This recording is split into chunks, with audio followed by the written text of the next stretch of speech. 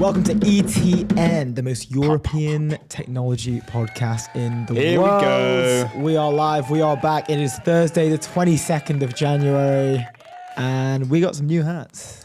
We have new hats. It's new hat day. It's new hat on day ETN. We love to see it. It's going to be a good day. So usually we would have unboxed this because this was from a trade deal that we recently did with Chris Topman, founder and general partner of Notion Capital. The trade deal went down yesterday, or was it Tuesday? No, Tuesday evening. Tuesday, I think it was like 5:16. The trade deal went down. Daniel Jones, founder of Medfin, was present to mediate, to witness the trade deal. One ETN cap was traded for two of these rabbit fur. I'm not sure what you call them. What do they have a name? These things? No, I actually have no idea. We're going to call them Hats. Davos hats. Yeah, Davos hats. Because we'll be doing some Davos that. reactions, and if we were in Davos, I think these are the types of hats that we'd be wearing. They're actually super warm. I'm a big fan. I wore mine this morning on the tube. Oh, really? And I could tell a lot of people were jealous. A lot of people were jealous on that Hammersmith. Were they jealous or were they? I don't know. Well, they were looking at me. Yeah, So I don't know if that's a jealousy look. I think thought, that's just I thought that would mean that they're jealous because a lot of people were staring at me on the tube. yeah. I think jealous. Anyway, Let's go into who the lineup is. Who the order of play today. We have a pretty stacked order of play, which is going to be good. Number one on the roster, 11:30 a.m. We have Andreas Klinger. He is the co-founder of Prototype Capital and the co-initiator of EU Inc. You probably would have seen from his LinkedIn post that went mega viral, 7,000 likes. Which is kind of on nuts, LinkedIn actually, as well. which is, pretty wild. You kind of nerfed on LinkedIn. Yeah.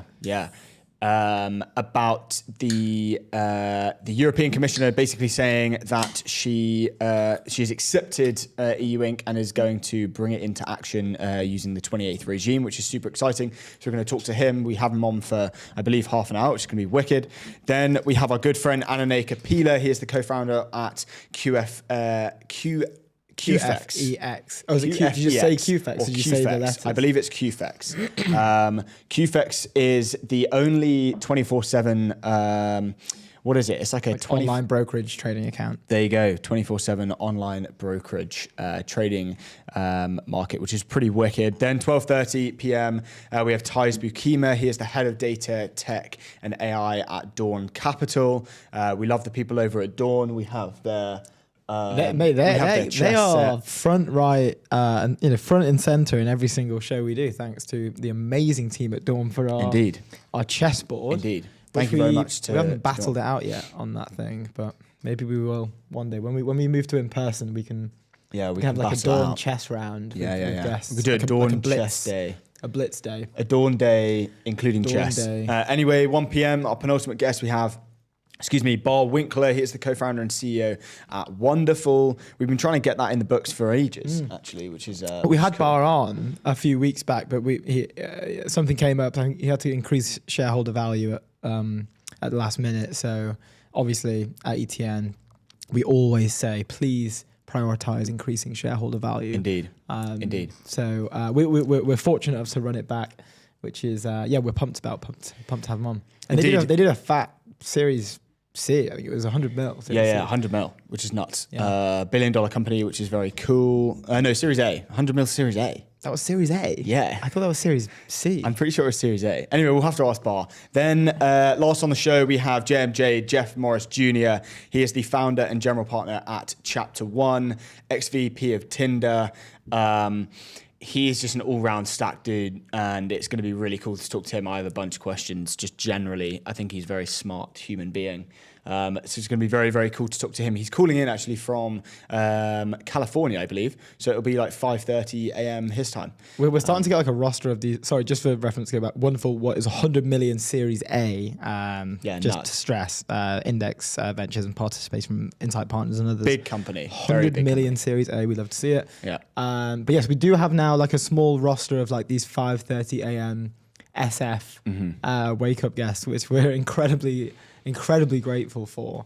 They seem to be cropping up more and more, which we're very happy about as we cross over the pond. Indeed. Find our guests, you know. Indeed. Quite cool. We are crossing over as we speak. The European Technology Network is taking it. It's going international, global, which is fun. Always fun times. Anyway, first off, quick word from our sponsor, Airwallex. Leave outdated business banking behind. The all-in-one financial platform built for the pace of modern business, multi-currency accounts, corporate cards, expense management, online payments, all in one place. Go to airwallex.com. They gave us a McLaren car. We do love them. But anyway, moving on to the news. So okay. I can get this up. We should... basically, we wanted to put this first because this is obviously huge news. I believe it was a Sifted article came out. European Commission President backs EU Inc. Obviously, this is Andreas Klinger's. He's co-initiated it. He's spent 2 years building it up and trying to get it into European law, which is very cool. And it's just been kind of announced that she called it European Inc., which is really cool. Anyway, do you want to read out the article and go from there? So this is from SIFT. This is Martin Coulter and Maya Daharmpel Hornby. Sorry if I'm destroying the pronunciation there. Nice. Von der Leyen backs EU Inc. in landmark Davos speech. Commission President backs 28th regime at World Economic Forum. So Ursula von der Leyen has thrown her weight behind EU Inc.'s campaign to introduce a bloc-wide legal framework for the region's startups. Launched in 2024, the EU Inc. campaign has called for a new EU-wide legal framework, the 28th regime. Seeing the M-dashes come up again. Just going to throw it out there. I'm not saying anything. I'm just saying that they're there. Like, the M-dashes are there. That's all I'm saying. Nice. Anyway, to make it easier for fast-growing businesses to raise capital and operate across national borders. In a wide-ranging speech at the World Economic Forum in Davos, European Commission President von der Leyen pledged to introduce a new, truly European company structure to deliver on the campaign's aim, name-checking the campaign. We call it EU Inc., with a single and simple set of rules that will apply seamlessly all over our union so that business can operate across member states much more easily, she told attendees on Tuesday. Our entrepreneurs, the innovative companies, we will be able to register a company in any member state within 48 hours, fully online. They will enjoy the same capital regime all across the EU. If we get this right, and if we move fast enough, this will not only help EU companies grow, but it will attract investment from across the world, which is really cool. Very exciting. There's more to discuss on this, but just quickly, I remember when we spoke to Andreas the King Klinger, which many people are calling this now. He is the king. Andreas the King Klinger. When we spoke to him at Slush, when we interviewed him at Slush, and we've had him on the show a couple of times. He's a great friend. He came to our launch party. We were speaking to him even before we'd launched this, chatting to him for advice. He's been incredibly helpful to us as well.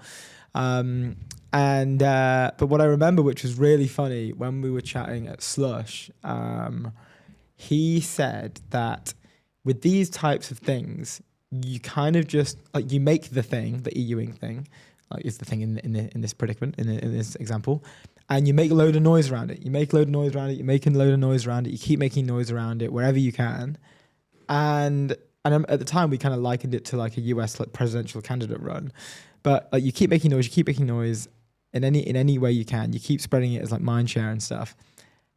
And you kind of just make it really easy for the people in power when they're sort of crossed with like a problem or something to solve, or it's like have to take action on something. You make it as easy as possible for them to take action through the medium that you've created. So let's say, okay, problem is like maybe, growth might be like not where we need it to be across Europe. Like what's the way to save that? Okay, maybe we could put more money into startups. Maybe more companies should be built. Maybe more people should be investing. Like, okay, well, what's the easiest way to do that? Oh, look at EU Inc.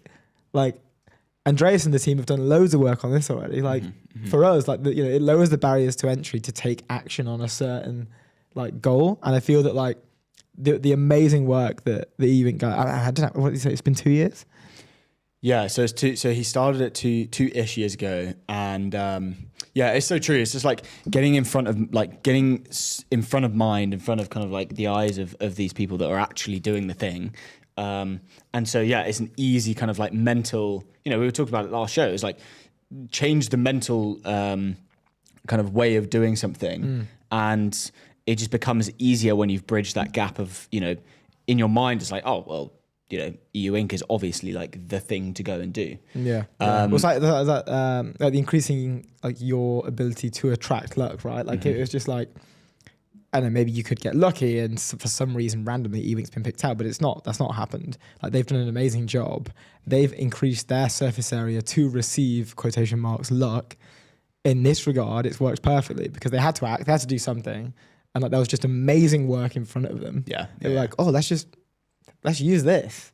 Like this is amazing. This is it. Like, it's already got traction, etc. Like, you know, it's fully documented. Like I think it's like 2,000 like insane founders are supporting it. I think it's more now. Like I think it's 18,000 total. But like insane names. Like it's a no-brainer. Do you know what I mean? Yeah. Well, anyway, we can speak to Andreas about it. The article is interesting because it says, you know, obviously like it's a new kind of like exponential explosion of like supply side talent. Kind of stuff and all of that kind of stuff, and more people building companies and starting companies in Europe, which is really, really cool. There was a thing at the bottom of the article which kind of like interested me, and I kind of want to ask Andreas about this specifically. But Tom Henriksson, he's the GP at Open Ocean, Helsinki-based VC firm Open Ocean.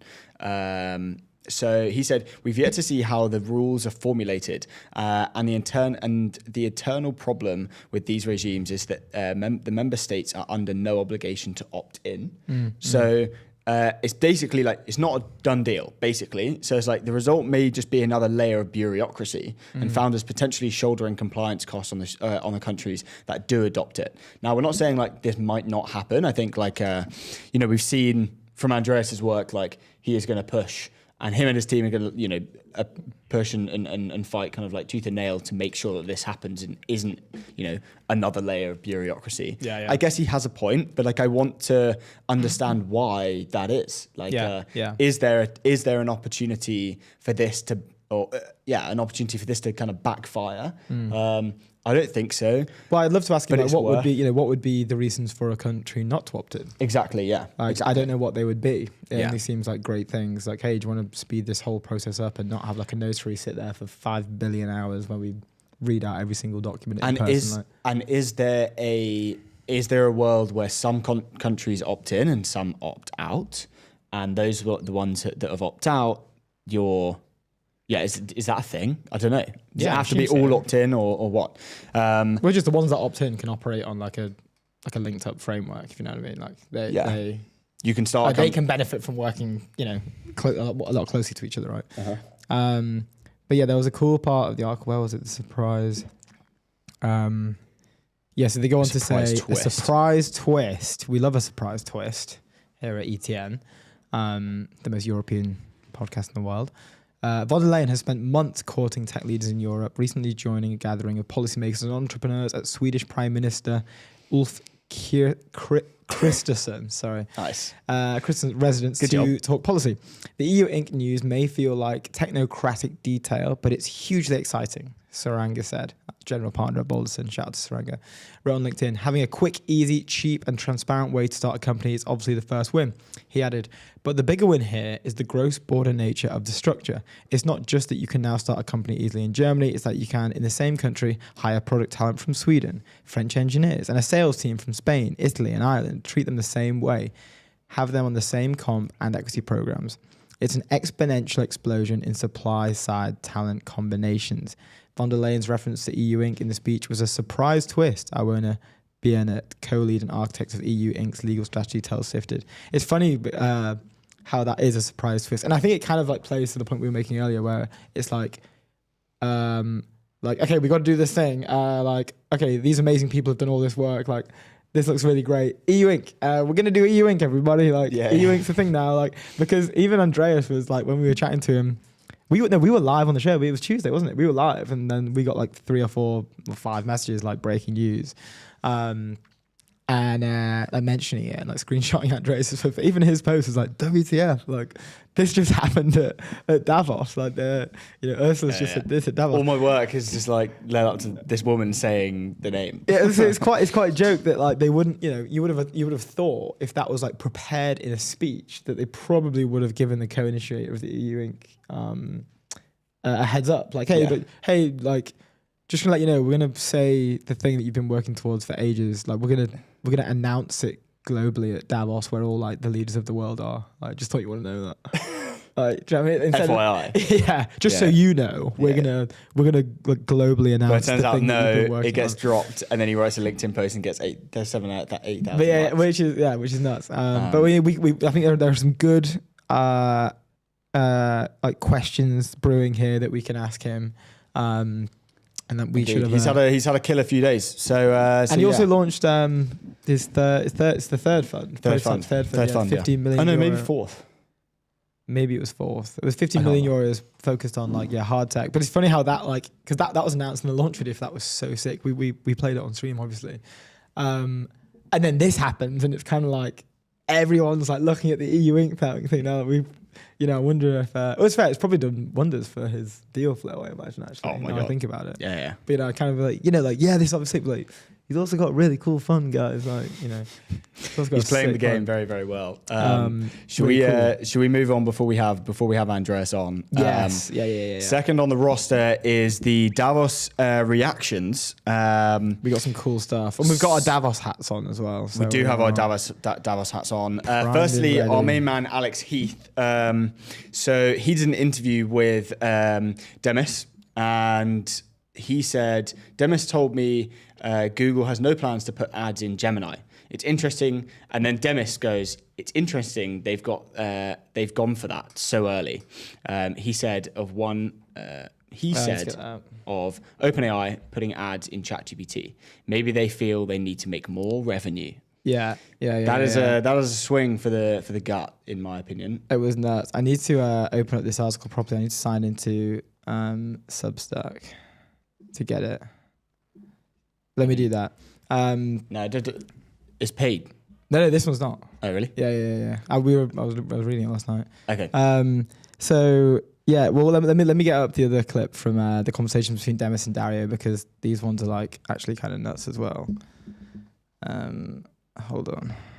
You're having a few technical issues. Yeah, we always do on the European Technology Network. There we go.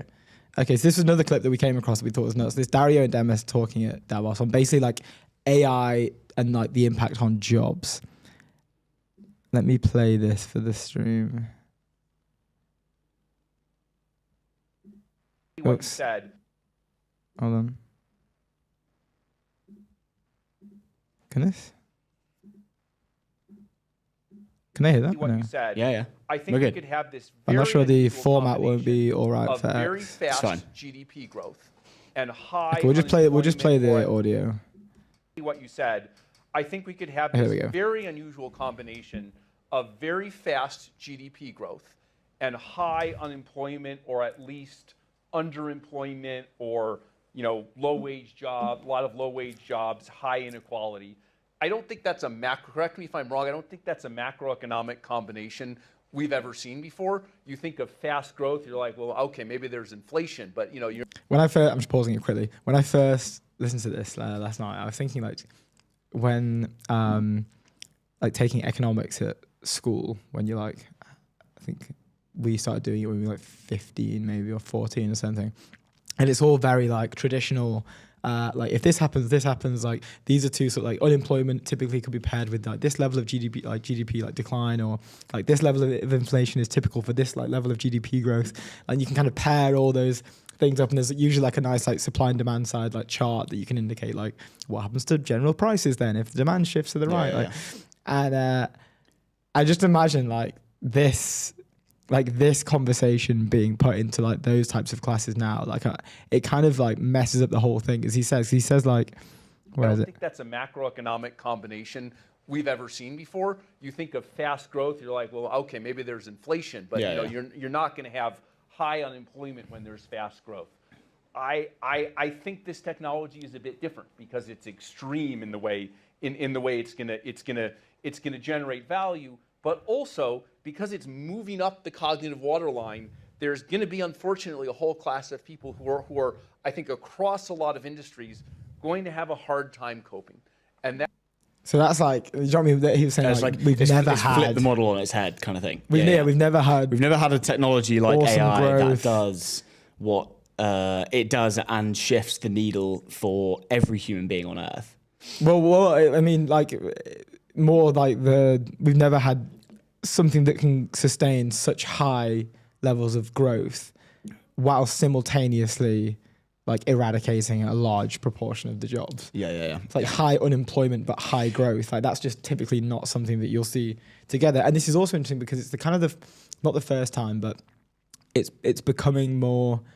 I think in the past, maybe the past like 3 years, AI first comes out and everyone's like, all of our jobs are going to go. And everyone uses it as like, okay, AI actually kind of sucks. Like it's not actually that good. Mm-hmm. And then who was it? What CEO? I think it was Klarna, the Klarna team. They let go of a bunch of people and opted in for like, we're going to go full blown AI. Like we're going like AI is the thing. Everything is going to be AI at Klarna. Like we're going crazy on AI. Laid off a bunch of people. And then like, I think a few other companies followed suit as well. It kind of came like the thing to do in enterprise, which then was fear mongering loads. And, you know, everyone was like, oh, our jobs are at this, blah, blah. And then they 180'd and they kind of rehired a bunch of people back. And it was kind of, I think they fired too early, you know, like I think they let it off. They popped too early. They realized that, you know, AI can't do 100% of the job. It wasn't where it was kind of maybe marketed to be or like global sort of consensus thought it was that like kind of like in terms of the fear. Demis says he believes it's at like 95%, and he says if it's at 100%, then great. Like, or you know, jobs will go. Yeah. You can replace a job with 100%, but that 5% is that's a lot. Is what he's saying, and so like yes, you can AI can do 95% of what what a human is doing in their job, but it's not 100%, and there in turn is a long way to go. Like the diminishing returns like per increases like it is scaling, like it's a lot more money, power, data to increase that 95 to 96 than it would be to increase like that 1 to 2, if that makes sense, right? Like so Demis responded and said to Dario's prediction, he says it's a longer timeline. The models still have to solve for consistency and the jagged intelligence issue. An agent that can do 95% of a job won't replace the job. It would have to do 100%, and that's still like a ways away. Like it's still going to take a lot of time. Yeah. We have do the you clip. agree or disagree with his prediction that AI will wipe away 50% of entry-level white-collar jobs in 5 years? I think that's also my timelines and my view on that would be a lot longer. I mean, I think we're starting to see maybe the beginnings of that this year in terms of maybe entry-level jobs or internships, those types of things. But I think we would have to solve a lot more of this consistency that AI doesn't have right now. I call it jagged intelligence, as we're very good at certain things. Jagged intelligence, that's such a cool... Yeah, that's cool. I want to start saying that more. And it's very poor, the current systems at other things. And if you want to offload or delegate an entire task to, say, an agent, rather than having what we have today, which are more like assisted programs, you're going to need a lot more consistency across the board. It's no good for it to be good at 95% of that task. You need it to be good at the whole task for you to be able to actually just sort of fire and forget on it. So I think there's still quite a lot more to be done before we'll see that kind of disruption. Do you agree or... Watching Demis is so refreshing compared to everyone else. Like, I feel that like what's been taken away from Davos the most is that when we look at like Dario, Demis, Sama and Musk, is like Dario and Demis seem to be a lot more pro-human and like obviously undoubtedly pro-technology, but pro-human as well. Like making sure that we do this in a comfortable fashion, in a way that's like safe for the world. And there's another point on here that we can go into actually further down. I can pull it up in a sec, but about how here, I think it was Demis and Dario. I'm not sure if it was just Demis, but I think Demis and Dario kind of jointly agreed that if it was just those two in this AI race, then they'd be okay with pausing things, slowing things, not slowing things down, but a little bit, like a little bit, yeah, but just kind of like pausing, assessing. Maybe speaking a bit more, opening lines of communication between the two labs, and just having like an open conversation about what the technology can do and will do and what the future looks like with a world that's kind of run by this stuff.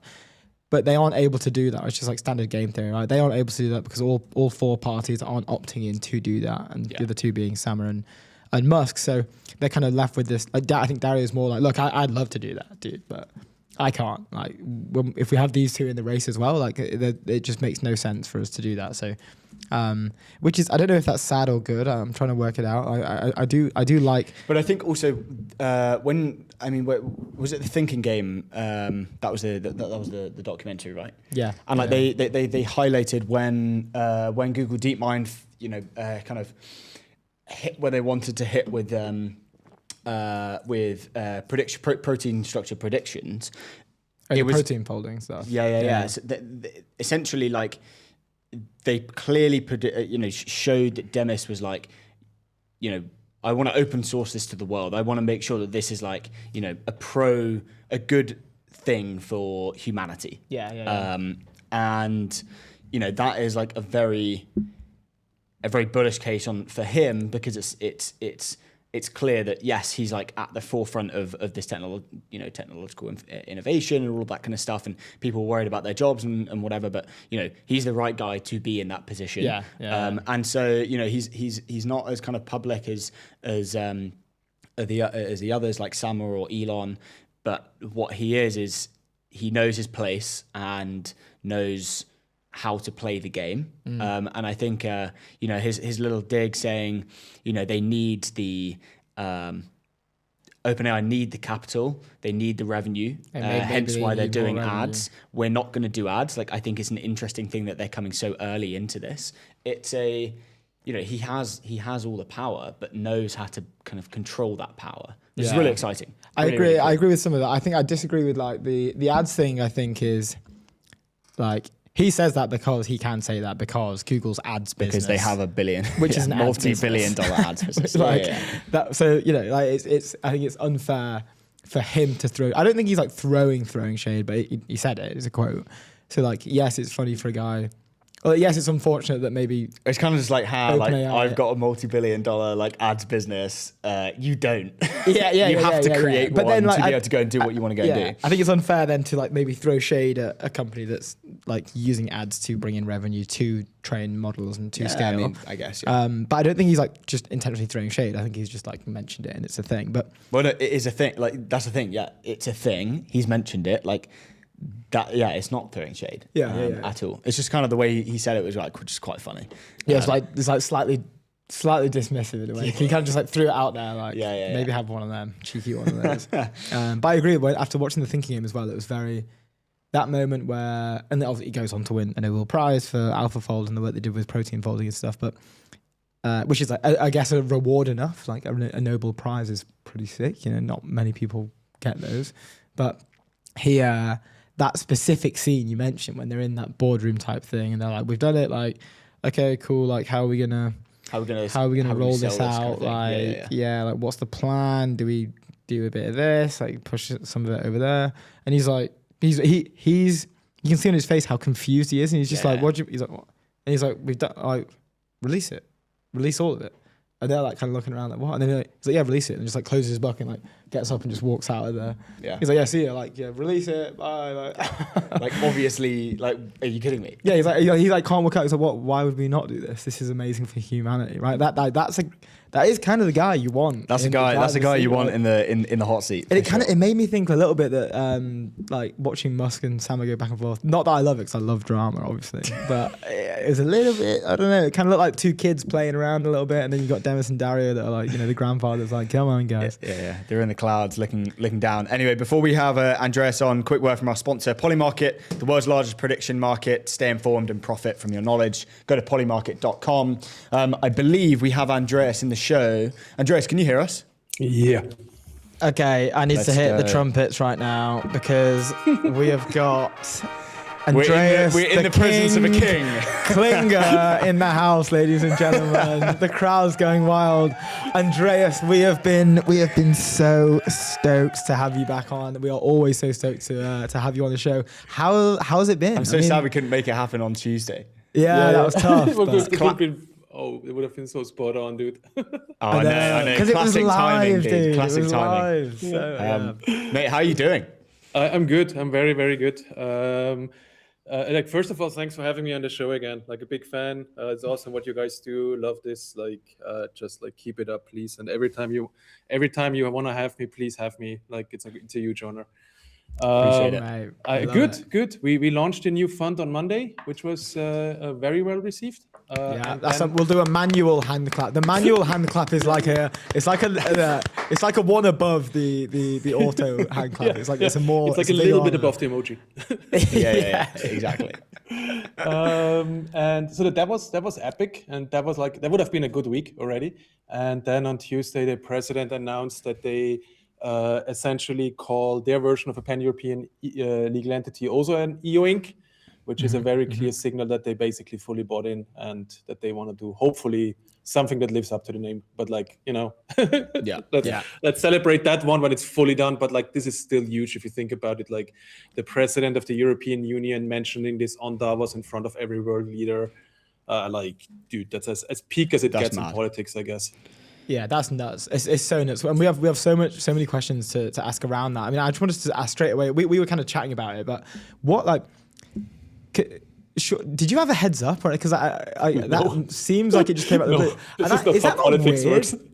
Is that not really weird? I would have thought that hey, it genuinely happened during our team call, and it was like, hey, should we check out the live stream for like the Davos thing, her speech? And we're like, it's like, it might be like half an hour, who knows? Like let's check there's a transcript. And then somebody in the team was, hey, she mentioned EU Inc. And we were like, cool. Like, what did she say? No, she mentioned EU Inc. And then he just posted a screenshot in it, like, of the transcript, and everybody was like, dude, if you are faking this, like, if this is a joke, like, I fly to like wherever you are right now, and like I end you, And then he sent the link to the actual official press release, and we were like double checking, is this domain, like, the guy's like tech savvy, like, is the domain correct, like, how could he fake that? Is that real? And then, that's hilarious. Yeah. And that was like so literally cool. during our EU Inc. team call. And then I just went on Twitter and we're like, yo, what the fuck? That's so funny. I mean, to this day is my most liked and retweeted tweet ever. Like, anybody who tells you anything about like optimizing the algorithm or copy editing, screw that. Like, yo, what the fuck is now my peak poetry? Just go and have something happen with like something massive happen and launch it straight away, because exactly. As you would. Anyway, the LinkedIn post also went absolutely wild. That was going nuts. Dude. We were following that. I think what was it like? I think it was like 7K or something. 7. Yeah. And the official one of EU Inc. has like 10K or something. It's like bonkers. Like, I didn't even know that's likes as well. That's not impressions. That's likes. Like, that's insane. Yeah, totally. But more importantly, and hopefully they actually get this thing done properly. And if they get this thing done properly, we will hopefully have the biggest step function improvement for founders, at least so far in our lifetime in Europe. So like fingers crossed that they actually live up to the name. Yeah, absolutely. So what? Because we were talking about it before, and obviously, like, a Sifted article came out and mentioned it, and it was basically saying that. I think before we do, we have some new viewers and new like people in the chat. So like, could we maybe like just, what is EU Inc. again from you? Dude, I'm a pro at explaining that. You'd hope so.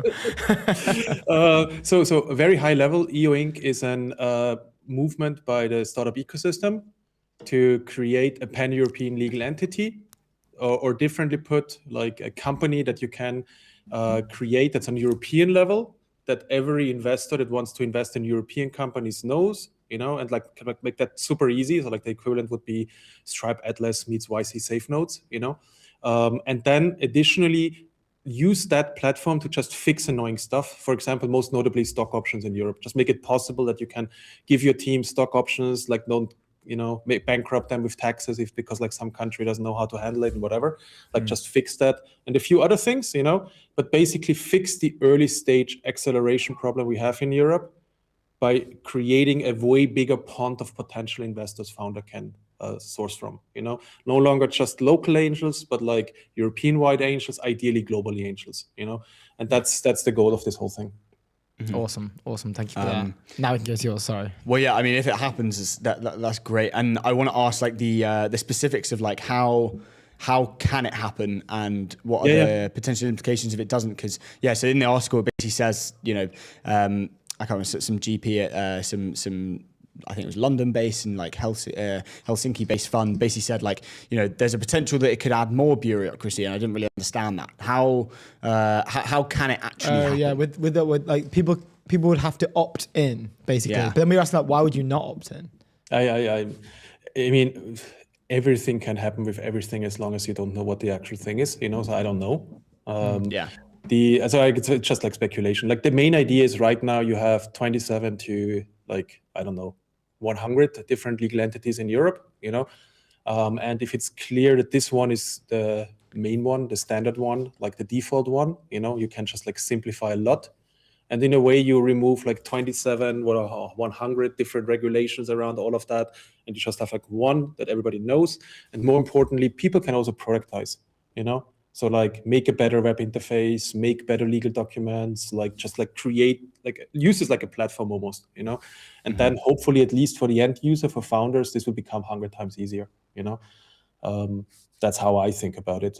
What the reality is, like what they will actually propose, we will see in mid to end of March. So that's like their timeline that they set. So like that's when Brussels says, hey, this is how we think this should be done, Then we know how much of our recommendations they actually use, not just like, but use. And then the next question is like, given that the European Union is actually a union of countries, it's not like basically like the member states hold all the power to say, like the leaders of the member states. The question is like, will they all be in for it? Like, do they want that? Like, or will there be like a heavy pushback? We don't expect one, but you never know. And the way it's set up to make this happen, it has to be accepted by all of them. And that's the main issue, And there is countries like Luxembourg, Ireland that make mainly money through having holdcos, There is countries like Hungary that are just like problematic by default, So like you never know. But the good news is if it actually would fail, there is a concept called an enhanced cooperation, which just means you pick the ones that want it and do it with them, Yeah. So assuming that the law in March is useful, this will happen no matter what. This is how I think about it. You know what I mean? So like fingers crossed. So cool. Okay, that's cool. And I think it's probably worth like going from, I wrote a tweet a few hours ago, basically, going, saying it's been 2 years, with the UINC and trying to push it and trying to kind of get to this stage. Maybe it's worth doing like a chronological, like how have you done it? Like what's the, what is the chronological things that you've had to kind of get through, the hoops you've had to jump through to be able to get something like this in place? Because I think there's a lot of people in Europe that obviously want things like this, and we need more Andreas Klingers to kind of really push things forward. And tell us the secrets. So on my end, the timeline was so I wanted to do some pro-European community at some point, and I had a lot of names that I liked but didn't really loved. And then a friend of mine, Peter Levels, launched his EUAC community, and inspired by that, I wrote an article that, hey, yes, we need more pro-European stuff. And the main thing I think is not so much trying to, I don't know, just vibe it or just emulate America. What we actually need is we need to fix the underlying system of Europe, and because the system in Europe is disadvantageous to founders. And the main reason is it's so fragmented. It's just so annoying. Like if you start a company in Belgium and you want to expand to the next country and then to the next and to the next, you basically always start from zero, All the investors, they don't invest in neighboring countries because it's just pain in the ass to do. And it's just fragmentation. And my main pitch was we need to fix that fragmentation. And the easiest one that I could see were two. One was create a pan-European legal entity. And number two was introduce English in the very earliest form of schools and make it mandatory language in each country. So government, that you can use English in government in every country. And that blog post went super viral. We started a Discord group around it and a few other things. And there was originally we thought that you cannot actually do this with politicians because they just don't get it. So what we wanted to do was creating transparent hold companies. So essentially Estonian or Luxembourg or Dutch, doesn't matter. Holding companies, like think of like remote.com or Stripe Atlas, but you create the holding company, and that thing is just there as an investment vehicle. It's just there for cap tables, stock options, all this kind of stuff, you know. And we looked very much into this, and this was doable, but surprisingly complex, because by default, those would be perceived as tax evasion, no matter what you do. So you have basically 99% of your work is just explaining governments this is not tax evasion, even as a founder. And then all of a sudden, due to the efforts of the startup associations in Europe, the concept of the 28th regime became more popular in Brussels again. And for context, the 28th regime is basically the idea you have 27 countries, and then for special purposes, you create a 28th special solution that all of them can opt in for certain problems, you know? And that was always a meme in Brussels, like, yeah, it would be great, but never happens. And then all of a sudden, maybe it should, you know? And then we were like, hey, maybe we can do like a proper solution, and then like basically pivoted on that thing. And like a ton of legal work, like this, and figuring out like how can that actually be implemented, and then launched that in end of summer in 1.5 years ago, so not last year, but the year before, you know, 24, I guess. Launched that, had very quickly the who is who of European founders and investors supporting it, and then doubled down to actually formulate the legal proposal in detail, which is on a proposal.euinc.org, which is fully open source. We had like 100 plus open source contributors, the best legal teams in Europe, like Ulrich Burdenberg, Osborne Clark, and a few others like contributed to that and helped with that. And that we actually, like, this is completely fleshed out. Like, this is how this could work as a compromise, like all the trade-offs, all the back and forths, you know, like also like legalities figured out. It's 80 to 100 pages. If you have nothing better to do, please read it. If you like legal text. I don't know who your audience is. And yeah, long story short, at that point, we also started working more and more with the commission, have been to countless meetings. And from there on, it's just like, you know, Groundhog Day. Meet a person, repeat the whole story. Meet a person, repeat the whole story. Meet a person, repeat the whole story. Yeah.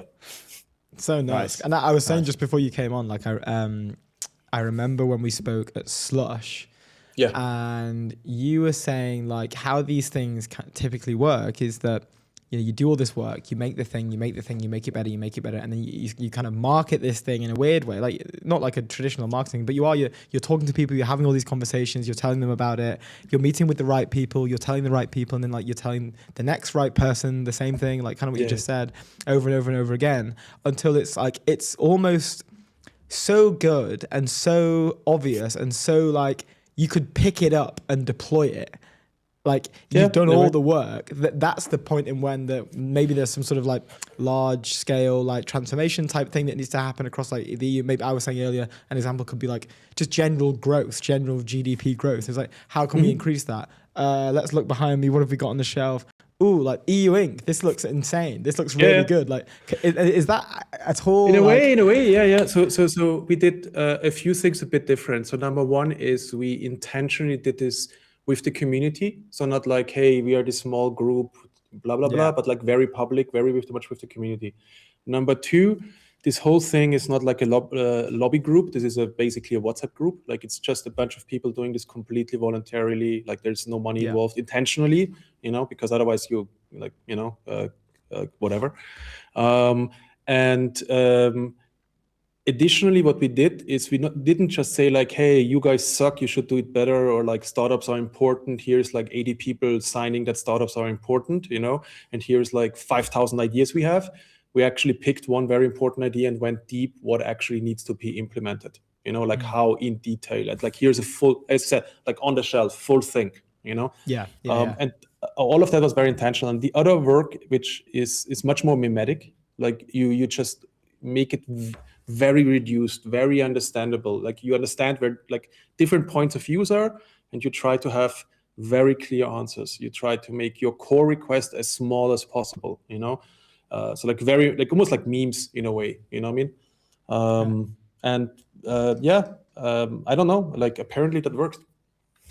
So cool. I mean, it did work. It's probably worth now moving on to the fund. Yeah, I don't know if you have 100%. any more questions about. By the way, it. before we do no. that, one more thing, another thing that helps is We got that. praying, which I recommend a lot I of saw people. this is great. This is Mario Draghi, okay? We need to get one of those in the studio. That is Sayings awesome. of hopeful progress, you know? We should all say a quick prayer before we jump on stream. That's so awesome. Yeah. We need to get one of those. We can get it on the shelf somewhere. Like, Yeah. No kidding. Like I had a portfolio company of mine the day before, and there's a joke. We made a picture where we all pray in front of the Draghi picture, you know. And the next day, the van der Leyen thing happened. And we're like, okay, maybe these religions are onto something. You know, I don't know. Yeah. Maybe it actually works. Might as well opt in. I like that. That's so good. That's so good. Let's do the fund. The 100%. Tell us about the fund. Tell us about just launched it. Yeah, everything about it. I've got a few questions about it. So the whole policy thing is like a side thing we do, like a hobby, you know. Full-time job, I'm an investor. Like I'm an engineer by trade, but like I'm an investor by job nowadays. And we do super early stage investing, first round, first check, hardware, robotics, manufacturing. Like I always say, like weird stuff that makes sense, you know. Like ideally, like just annoying to build, but potentially rethinking an industry is like the ideal case. We do this for two reasons. Number one, because it's fun. And number two, because we genuinely think Europe has like an edge in this. We have like some of the best precision manufacturing, some of the best robotics, some of the best, like all of that components that you need for that right here in Europe. We should be branding ourselves as a robotics hub, you know. If San Francisco would have a region like Munich or Zurich next to it, you know, they wouldn't shut up about it. You know, I mean, they would constantly like promote it, and we'd barely talk about it, you know. And we don't only have them; we also have like in Amsterdam and like multiple other hubs, and then even London has like insane robotic talent, like for example at Imperial College of London. So like, what we want to do with the fund is like be extremely opinionated and go as early as possible in this kind of stuff, you know, because there's too much investing based on market conviction, I would call it, in VC in Europe. So like, let's do the stuff that all other funds are doing, you know, and I genuinely don't care about this. I'm in a lucky position that all my previous funds worked really well. So I have 2.5 funds more or less, like 2 real funds and like 1 breakout fund. And all of them are in the top 1 to top 5 percentile worldwide. So I'm in a lucky position that I can just tell my LPs, look, I want to do the next one officially fully on Europe. And they're like, yeah, cool, go for it. You know? That's No way. That's so cool. Do you know what the split was between, because you spend a lot of your time in Europe, in the first 2 funds, was it kind of 50-50? What was the split between like the rest of the world? My first funds were global by design, and in practice this meant 1/3 Bay Area, 1/3 rest of USA, like 20% Europe, maybe 25% Europe, and then the rest was like mainly India, a little bit Latin America, a little bit like rest of the world, basically. You know, Nice. Big fan of Indian deep tech. So if the whole Europe thing wouldn't be like a thing that I'm passionate about right now, I most likely would invest primarily in India right now. Interesting. And some of the most insane engineering talent there, like, and highly ambitious. Like, have a lot of friends there. Big fan of the whole country, the food and everything. But like this was like fund 1 especially, and fund 2 as well. And then at the end of fund 2, we were already doing like the whole pro-European community and like EU Inc. and everything. And we like just noticed that we do no longer want to invest in American competitors. We want to invest directly here and make like new companies here, you know. And so we just wanted to make it explicit with fund 3 that we want to invest mainly here. And I think this is super important because the amount of family offices I talk to that are complaining about Europe's economy not picking up, about the startup ecosystem not being fast enough and all this kind of stuff, but investing all of their money in the US is absurd. Like Europe is the only region that I can think of that invests all of its money in other economies and complains that their own economy doesn't work. Like like no other region does that. Like you know, like that's like schizophrenic. And so our main goal was like, you know what, like we need new GDP driving companies here as quickly as possible. If nobody else is doing it, I'll do it ourselves, and like make the whole fund about it. That's interesting. That we've had many conversations on the show with a lot of people talking about how, like, is it too late for Europe on that side of things? On, like, let's say taking like the model providers as an example, right? Like, yes, we have Mistral, but it's not often that you see it get brought up in most conversations. I think they're doing great work there, and they've released some cool stuff recently with like large deals with like things like Tesco and HSBC. But what do you say to that, right? Is Europe able to compete at that level? Yeah, like, 100%. it needs a lot of capital. 100%. And we have all the capital. We just send it to the States. You know what I mean? We have the capital. Like, the capital isn't the issue. We need to fix the underlying system so that it's like a no-brainer to actually put the money here. And the main thing that the US is good in, they're doing really, really good in two things. Number one is having a unified market that actually allows like dynamism, like you have enough like energy movement, all this kind of stuff, And number two, they're extremely good at creating financial products and financial markets. Like their stock exchanges, their debt financing in general, like the main export of the US is debt, like everybody gives them money and they will print more money. Like that's the core business model of the US right now. And no offense to any of you Americans here, but what I'm trying to say is in Europe, what we need to fix the core loop that you need in tech innovation. That's like fast incorporation and ultimately exit. So you need like a stock exchange, a pan-European stock exchange.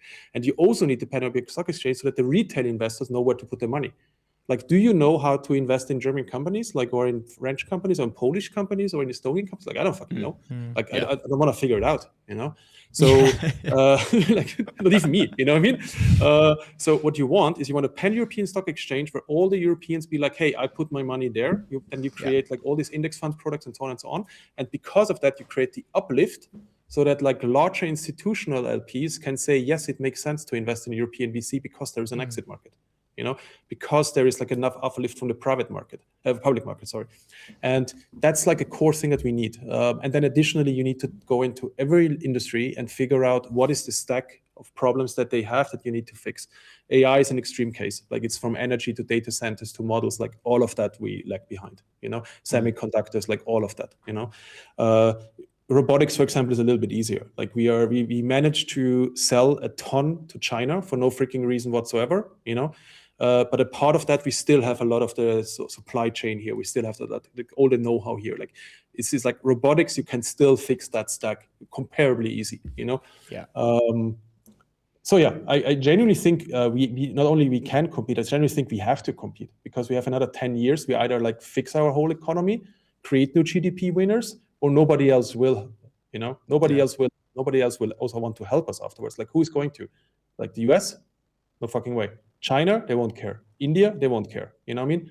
So it's either us fixing our own economy and building new winners, global winners, or nobody else. And I think we have another 10 to 20 years for doing that. And I think we have easily the path for doing that. Yeah, definitely. Well, I mean, 100% your work is very much moving the needle, which is really cool. One other thing just before you go is you've relaunched the YouTube channel, or like, you've done that alongside launching the fund, which I think is awesome. Have you how does that like play into like being an investor? How important is that? Do you think more investors should do things like that? And two, what's the coolest like office or warehouse or whatever like workspace that you've been to so far or semi-recently? So for context for everybody watching, I run a YouTube channel. It's still small, but this year we quadruple, whatever down, just search for my name on YouTube and you find it. The whole idea of the YouTube channel is to showcase number one companies that are just based in Europe. Like, this company is a legit global winner or will be a global winner, and they are based in Europe. It's not like the best in Europe. They're like the best from Europe. You know what I mean? And that's the whole job. And I do this by actually going into the workshops, showing the real machines, the real founders, like, hey, like, show me this, explain me this. What are you guys doing?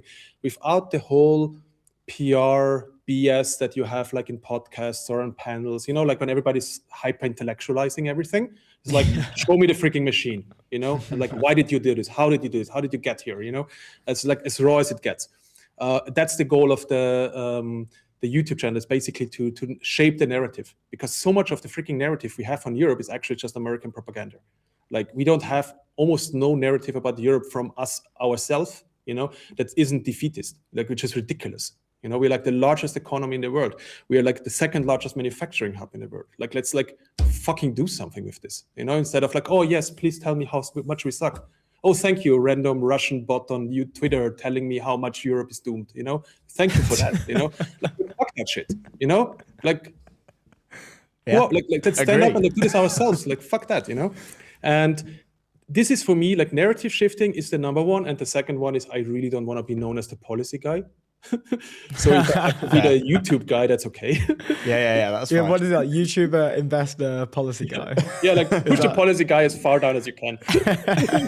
You could just do like a really long pause before you say that. Exactly, Like YouTuber, exactly. investor, then wait a couple seconds, then policy. Well, hopefully being on ETN helps that Every case time, being dude, on every time. on camera. yeah. Good Andreas, stuff. thank you so much for joining us, man. As always. We have obviously overrun, as we always do with you, but Luke, Ronan, it's an honor. Thanks so much for having me. no, the Good honor stuff, is good ours. Thank stuff. you, dude. Have a good day as well. Yeah, you're Ciao. killing it. See you See you later. soon. Bye-bye. Amazing Always so fun stuff. to hang with Andreas the King Klinger. Indeed. Quick word from our first. sponsor, Airwallex. Leave outdated business banking behind with Airwallex, the all-in-one financial platform built for the pace of modern business, multi-currency accounts, corporate cards, expense management, online payments, all in one place. Go to airwallex.com. They gave us a McLaren car. We like them very, very much. You probably noticed that I took my hat off. They're so warm. Oh yes, you've taken yours off. Oh my god! Your Davos I was like, hat. I was Mate, gonna faint. we're about to go back into Davos reactions, and you're not wearing your Davos Okay, I'll hat. do it now. Yeah. Just before we have Anane on. So there we go. let me. Yeah, I got very warm. But This is a cool one here, the Macron one. We've been watching this on repeat all day. yeah, this is great. Let me go on to. Let me. The shades, Go man. back. Go back. The shades are so good. Okay. I'm just gonna have it up here at the top like that. Yeah. 3, 2, 1, go. Go. We do prefer respect to bullies. We do prefer science to plotism. And we do prefer rule of law to brutality. We have a place where rule of law and predictability is still the rule of the game.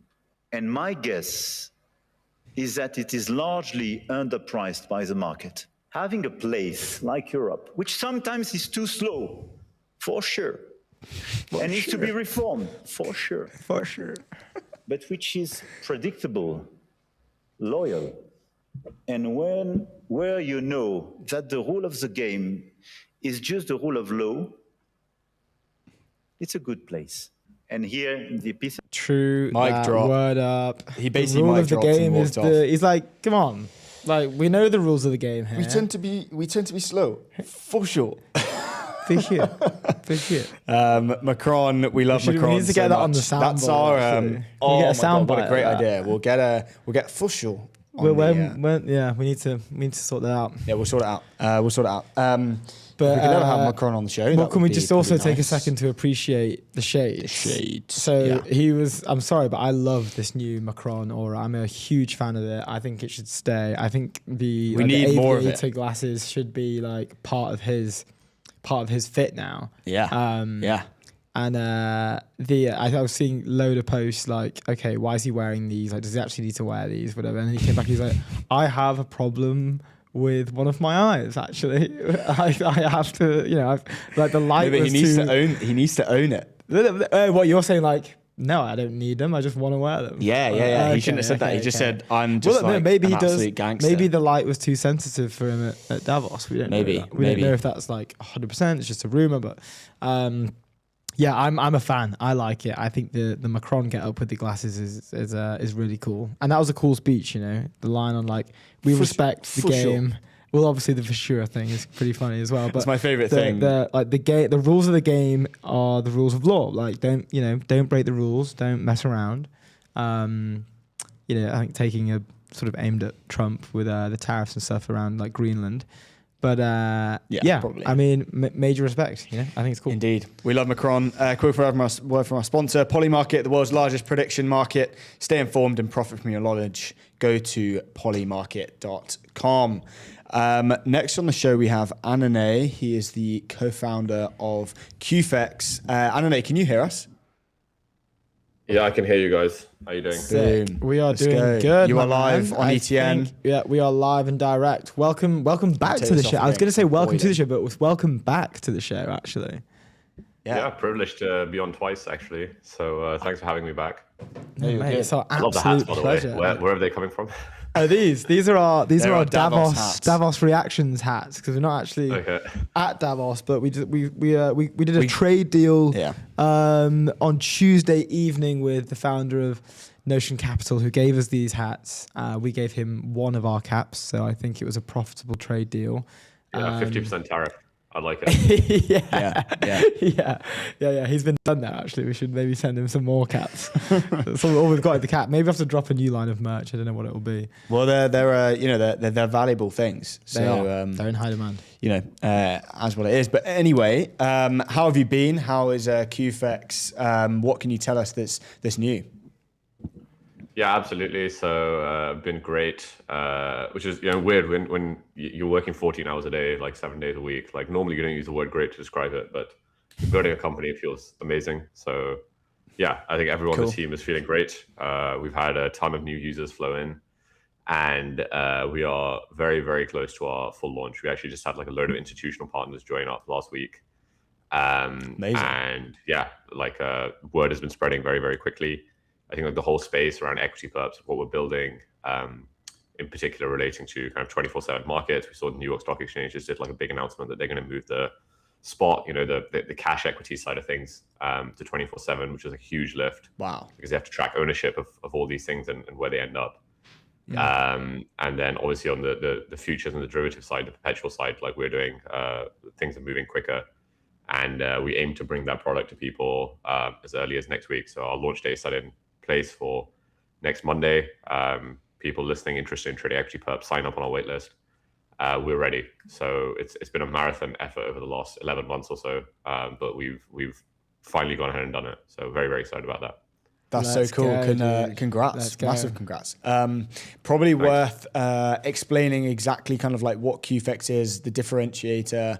Obviously, you mentioned the 24/7 market, and then we can go from there. I've got a bunch of questions about like customers and all that kind of stuff. Yeah, so I mean, ultimately, QFX is just a new way to do.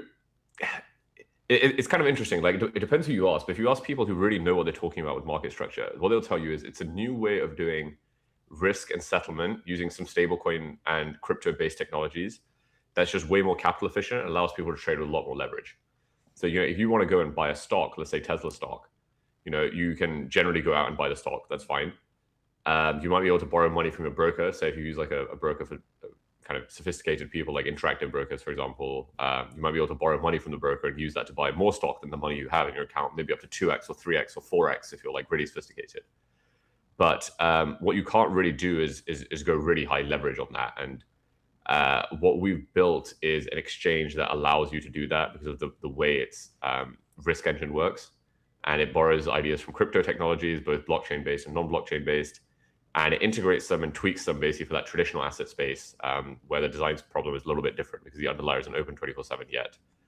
And basically allows people to trade in like a really high leverage, capital efficient way and 24/7. So, we saw obviously all the action with Trump over the weekend and Davos and Greenland and stuff. Like you can now trade that news.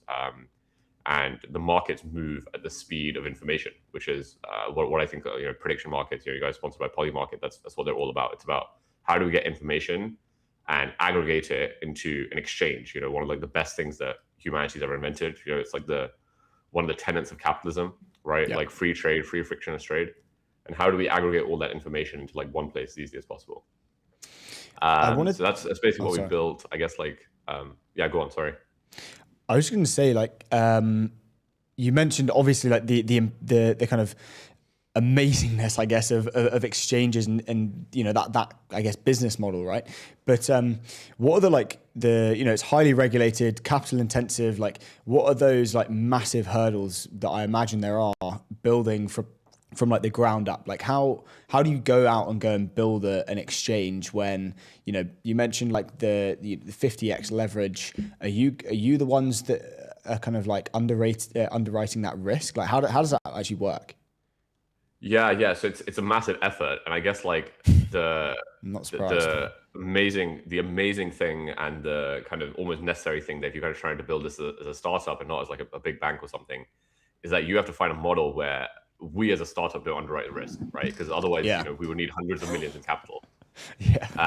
So the way it works is we just build like a marketplace where people who want to buy and sell and transact in these things kind of come and find each other. It's just like Amazon, right? Like Amazon, well, maybe they do a little bit now, but for the majority of its existence, didn't actually buy, warehouse, and sell and act as the provider of liquidity on the products it was hosting. It was just a marketplace for buyers and sellers to find each other. Same with Airbnb. Airbnb doesn't actually go in the business of owning real estate and leasing out real estate. They're in the much more kind of scalable business of allowing people to buy and sell time in their own real estate. And just in that sense, we don't actually go and underwrite the risk. We operate the venue and we set the contract specifications and we set the rules for how people transact. And we aim to attract people who want to buy and sell these things. And we operate as a marketplace rather than as a warehouse or a retailer. Yeah. So, and that's a much better model. So it's the model we have to go down, but it's also a much better model because, we even if we go out and raise $100 million tomorrow, $100 million is still very little compared to the about $2 trillion a day that financial markets actually go out and transact. Yeah. So you actually want to go and find those people transacting and bring them to your venue, not actually be the one who's on the other side of every trade. That's like the much more scalable business. To jump in, you mentioned like prediction markets and the rise of. I mean, we've seen the insane rise of both Polymarket and Kalshi. And shout out to Polymarket. Yeah, of course. Shout out to Polymarket. Like how are they like changing the trading game? I'm sure like this is we're seeing a lot of like sort of professional traders that have maybe taken a ride. Like crypto is a similar thing, right? Like a lot of institutional traders or like previously like actual. I don't know what the correct word would be, just like standard financial institutional traders found their way into crypto, made a load of cash because they were applying the same things that they learned to that. And now in a similar have moved on to prediction markets. Like how is this changing the market that you sort of work in? Yeah, there's a few points. So firstly, I'll mention that, I'm in that category. You said, I worked at Flow Traders, which is a high frequency trading firm. And then I basically started applying some of those strategies I learned there to crypto markets in my own time. And that's why I actually left the job in the first place. You started making more money. I was making more money doing that than I was in my job, basically. That's so cool. My first year there. I guess like the two big things are like, one is that it's kind of teaching a large part of the world about the market economy, and people who weren't necessarily exposed to financial markets before are kind of learning about their power and their use in basically, there's two fundamental uses of prediction markets, of markets in general, right? Like one is price discovery and the other is to enable frictionless trade. The price discovery thing is very cool with prediction markets because basically it allows people to kind of figure out different things about the world in a very kind of consensus driven way rather than kind of being told by top down by some expert you may not know, you may not trust, right? And the reason it works so well is because if there's a prediction market, or let's say the weather tomorrow in New York City, where I am right now is minus 10 degrees here, and you think it's too low or it's too high, you can go and actually trade on that and act as part of the consensus layer for what you think the weather's going to be. And you're completely financially incentivized to only act if you think it's wrong. And therefore, if you get all the people in the world who have some kind of an inkling, like they think they can make money on this, their consensus get kind of aggregated, which is exactly the same that happens in, stocks, or, you have this efficient markets hypothesis. Stock prices reflect the fair price of everyone's opinion on the stock, because if they didn't, and somebody thought that, the price was out of whack, they can go and trade and make money on it. And they're incentivized to do that because they're financially incentivized. Yeah, I think that's very cool. And it's coming to a broader sphere of life. And I think the other thing that's very cool is like people are actually using prediction markets to kind of cross-reference with like real financial markets, basically traditional financial markets, for certain events, right? So not for everything, not for like Taylor Swift's next song, like that doesn't really apply in like the financial world. But when I was back in my last firm, Tower Research, we had like a long discussion around, hey, next US presidential election, or I think like even during Brexit, they were looking at the odds on Betfair. We've had prediction markets obviously in the UK for a little while in the form of Betfair. It's basically a prediction market. It's basically the same thing as Polymarket. Yeah. Betfair had a very liquid market around Brexit Day, and traders were using that market basically to get back out the probability of Brexit happening, and then using that to trade other assets. But that's not happening everywhere right now. We're still very early in the prediction market world, but something like the US presidential election, the next time it happens, for sure it's going to be very liquid, and for sure it's going to have a knock-on effect on a lot of other assets.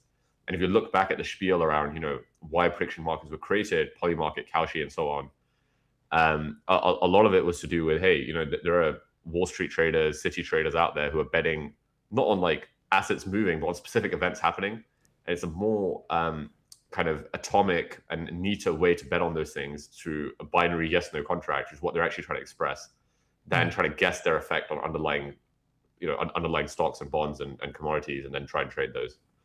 Yeah. So I think we're going to see a shake-up of the structure of financial markets, Polymarket and Co are leading the charge on that. The UI and the UX is so clean as well. Like it's so easy to engage with, and it's kind of similar to when I'm not sure if it was during our previous conversation, I remember when we spoke to David Phelps at Joker Race, I think it was, about like sort of in the way that in which that like an onboarding mechanism for people who are non-native is usually just based around the UI, and how the UI, and then maybe some marketing cash behind it, right? Like how easy is it to onboard? Well, if it's like, and there was something like people didn't realize it, but they were trading futures contracts by pressing these buttons on like, the further away the box was from the line that was just trending, the higher the cash value of your bet would be, and essentially just saying like betting on volatility live. And the UI and the UX of the app that they were playing was really fun. And, like you hit it and a lightning bolt shoots out of it, and then like this, but it was really just like kind of futures contracts that they were playing with. So I think it's an amazing. I think it's a great thing. I think it's an amazing thing, and it's quite interesting to hear.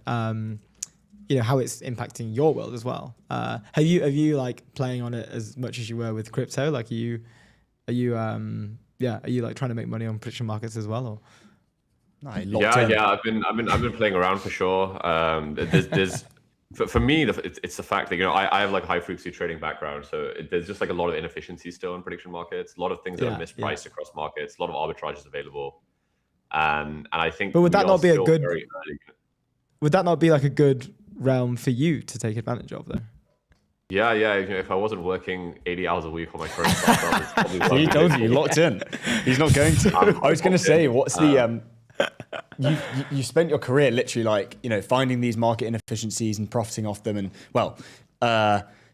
making a profit for the quant firm that you've been working for, really, and then personally. But how does it feel now, kind of building the infrastructure like itself? Does that feel? I mean, you mentioned that you love building you love being a founder. Like, how does it actually feel instead of just kind of being on the infrastructure? You're actually building it now.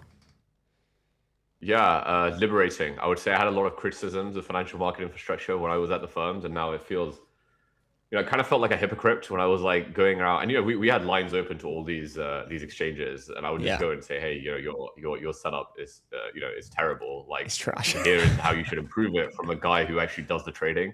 And some of these markets I was doing like 30-40% of the volume, right? These are big markets. I was doing billions of dollars a day in volume, and I'm like, I'm paying you guys paychecks. Why is the user experience so bad for me? So it feels great that I'm no longer a hypocrite. I'm kind of building that market that, as markets should be, as kind of a practitioner of markets believes they should be. And I think all the best exchanges are built by guys with like deep industry experience, right? Like you look at, if you look at places like, FTX, right? Okay, they did a lot of bad things, I'm not gonna lie, but the exchange itself was really, really, really good. And it was built by a bunch of guys from Jane Street, right? Like people who had daily experience with trading on the markets. And that kind of makes sense. It's like one of these axioms of startups. Like you want to be your own biggest user. And certainly like the whole team here at QFX, I mean, our background, kind of previous firms, we just made another couple of hires now, but the previous firms people worked at now is Tower Research, Jane Street, Optiva, Jump Trading, Citadel, so, all the kind of tier one high frequency trading quant firms out there. We've all very experienced with transacting on different kinds of financial markets, crypto, non-crypto, prediction market. And yeah, we're all like super excited to build like the next gen, hopefully the final gen of prediction of financial markets out there, and equity purposes kind of feels like the final generation of design space that needs to be solved. Yeah, that's so awesome. How do you go about hiring these people? Because they must be nuts, right? And it's a very different world, right? Like going from, a traditional sort of high frequency trading firm. I guess hours aren't that different in terms of how long you work, but the day to day probably is a little bit, right? Yeah, hours are still high, man. Like, I mean, I'm working more now than I was at my last firm, for sure. Yeah. In terms of hiring, like, I think we have a very good network. So me and I think the reason, the reason VCs are so interested in the background of the founders is not necessarily because 2 years down the line the founders are all going to be doing the deep technical work. It's more that it's very hard to hire very strong, very technical people if you're not a very strong and very technical person yourself. I don't spend a lot of time writing code anymore, but I feel like, we get to hire people because I have a very strong background in all that stuff. And, so did my co-founder, right? Even though he's still a bit more involved with the day-to-day kind of product and software engineering side of things. So it's just like another sales job. You have to sell these guys on your company. And part of that is the background of the founders. We both went to Cambridge, me and my co-founder. We worked at some of the top quantitative hedge funds and trading firms in the city. And therefore we have credibility. And the guys that we hire want to work with us because they feel like the problem we're working on is one that's worth working on. Like it will be a huge industry. It's very nascent right now.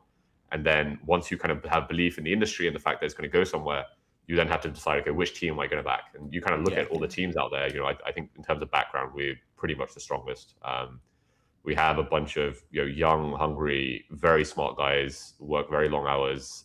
We're completely dedicated to customer experience, and we live it as well. We don't. It's not just spiel that we say in the interview. People join the first few weeks and they see what's expected of them, and it kind of motivates them even more because it's like a flywheel effect, right? Like you get equity in the company. When we join, we're generous with that, and you feel like, wow, everyone else is working so hard. Like, there's no way this equity is not going to be worth, tens of millions for me personally in the future. Yeah. And that's the kind of standard we set we strive to set for everyone. Yeah, that's so exciting. I wanna go back into the future of exchanges and where you see things going. I saw a few tweets a few weeks ago over the weeks about whether companies will go public on chain, whether anything will be done on chain. Is that where we're kind of moving towards, or I just wanted to get your take on where you see kind of the future of exchanges. You are building one of them. Yeah, absolutely. I think depends what you call going public on chain. Like, do you kind of token launch as going public on chain? Because a lot of crypto companies kind of offer their tokens as pseudo securities, right? There's just kind of a bit of wink, wink, nudge, nudge, so that legally they don't count as securities. I think the tokenization paradigm will continue to grow and evolve. I think it's not necessarily driven so much in the need to kind of, this regulatory arbitrage where, you kind of list a token, it's tied to the performance of your company vaguely. And, I think a lot of very successful companies out there, even non-crypto companies, can IPO and don't mind IPOing instead of doing like a token launch or an ICO. I think the two main factors are going to be one, that there isn't actually that much premium left in the IPO game anymore, right? So you see massive companies like Stripe, they're going to stay private forever probably, and the reason is they've, when you consider the equity valuation of a venture-backed company, right? It's the later your rounds go, the more of a premium your valuation commands on the amount of money that you're making, and then IPO, which is the final point, I guess. Is if you have a company which is doing X amount of revenue and it's kind of Series F versus IPO, the IPO valuation, the market cap will just be higher. Yeah. Now, historically, that's been the case. Nowadays, it's not really happening anymore. So we're seeing, your companies are going public and their market cap isn't really that much higher than their last valuation. So Figma obviously has had a disastrous IPO. It's absolutely crashed, way off its peak now. Employees are probably pissed off. so that's one effect. And we're seeing companies like Stripe, they have like liquid secondary markets. Employees can kind of cash out. They don't really need to go public, and they don't need to have that regulatory overhead hanging over them of being a publicly traded company. I think that's probably the biggest driver. And I think the other thing is, you look at some of the most valuable companies in the world, right? Palantir, Nvidia, Tesla, and you look at kind of the multiples that they're trading at compared to their revenue. It's way off the charts, right? Like, Warren Buffett and these guys are like turning over, saying like, what the hell happened to all my investments? And part of that rise in their valuation is really driven like by the narrative and the mimetic effects of these companies, the law behind the founders, and the potential they have for being around in 50, 100 years, and like basically being pseudo government like entities. I mean, a lot of them already are now, right? Like Palantir is like has all these like big government defense contracts in the US. It's basically becoming an arm of the government.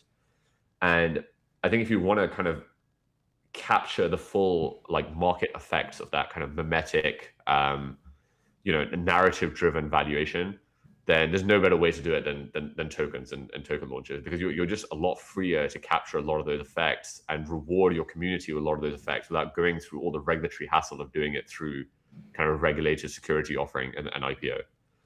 So I think my big prediction, I think very few people are talking about, is that we're going to see more non-crypto companies actually do something that looks like a token launch. Especially in the US, where a lot of these big companies are. The atmosphere out here is so different, right? Like I'm in New York City here, I can go out on the street, and I think the general feeling towards crypto and the general feeling towards blockchain technologies has really shifted in the last year. We've seen the Genius Act, the Clarity Act signed into law in the US. There's mainstream, widespread acceptance of stablecoin and crypto technologies, at least here in the financial world. And as those kind of leak over into more kind of generic, less crypto adjacent industries, a lot of CEOs are going to go out there and say, hey, I think it sounds pretty good if we do a token launch. I think it sounds more democratized, sounds better access.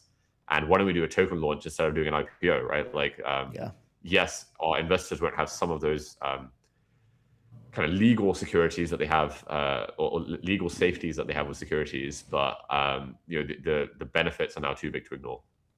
Yeah, we saw to kind of. We saw Robinhood offer these like tokenized, like sort of private company share type. There was OpenAI and I think it was Andrew. I think maybe. I'm not sure who else, but it was only two. I saw that and I didn't really understand it. It was Andrew. Okay, cool. Was it? Because OpenAI came out and said, like, "Hey, we've not given the thumbs up here. This has nothing to do with us. Like, this isn't, this has nothing to do with us." Which for me is like, if I was to go and purchase that token, that would be something that I'd be like, that's a bit dodgy. Like, what am I actually buying here? Did you see that? Like, how do you have it? Like, I have no understanding of how that would work. Like, what was that? Yeah. I think you picked OpenAI. I think Andrew was even more vocal about it. Like Andrew was really pissed off, and they issued a lot of public statements saying like, we don't sanction this at all. I think OpenAI is a little bit more circumspect, and they know that there are liquid, kind of semi-liquid secondary markets for sales of their shares. There are SPVs and so on. Look, I think when there's demand from the market, people will find a way, right? Like Robinhood's listing was basically a direct reaction to the proliferation of this like special purpose vehicle industry that's coming up in the US, where people are, people are so inclined to buy these private company stocks, and they know that they have no immediate plans for IPO, because it doesn't make sense for a company like OpenAI to IPO right now. That they just want to ape in no matter what, and people are coming up with innovative legal structures basically to allow them to get. Sorry.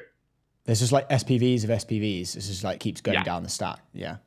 Yeah, so people are coming up with these innovative legal structures, right, to get exposure, and then market them out to resale at a premium. Obviously, it's not for free. It's not straight at the last valuation. They'll get 5-10% premium on top, and people are willing to pay.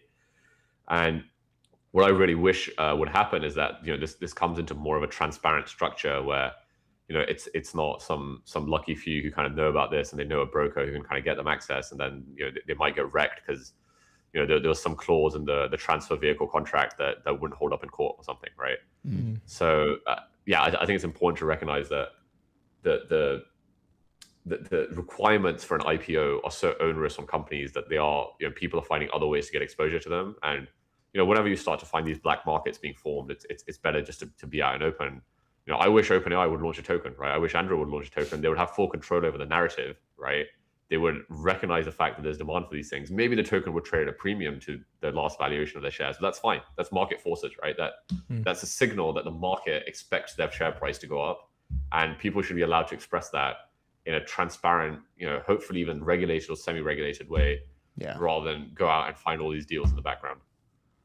Yeah, I just feel that there's more. You're more likely to get done in. I think if you're in the SPV trenches, like just layers and layers and layers. I don't know. It doesn't seem that transparent. I was speaking to a guy actually who basically does this almost full time, getting into SPVs on. And I think there's Hive is the, kind of the most legit platform out of all these, where you can get access to these deals, but it's still very much like a phone driven belly to belly market. You need to know the right broker, you need to trust them, and you don't really know, these SPVs aren't really tested legally, right? Like there hasn't been a big case where a court's been saying because there are transfer restrictions on a lot of these stocks, right? Like a lot of these companies say, hey, if one of our employees sells stock to these SPVs, we declare it null and void. So how they do the legal engineering, that's not something I'm an expert on to basically make it not null and void, but it's if I was in this SPV game, I'd want a lot more secure. That's the reason I don't buy these things. Is I just don't have the faith that I put 100, 200K into something like this, and it's not all going to go to zero.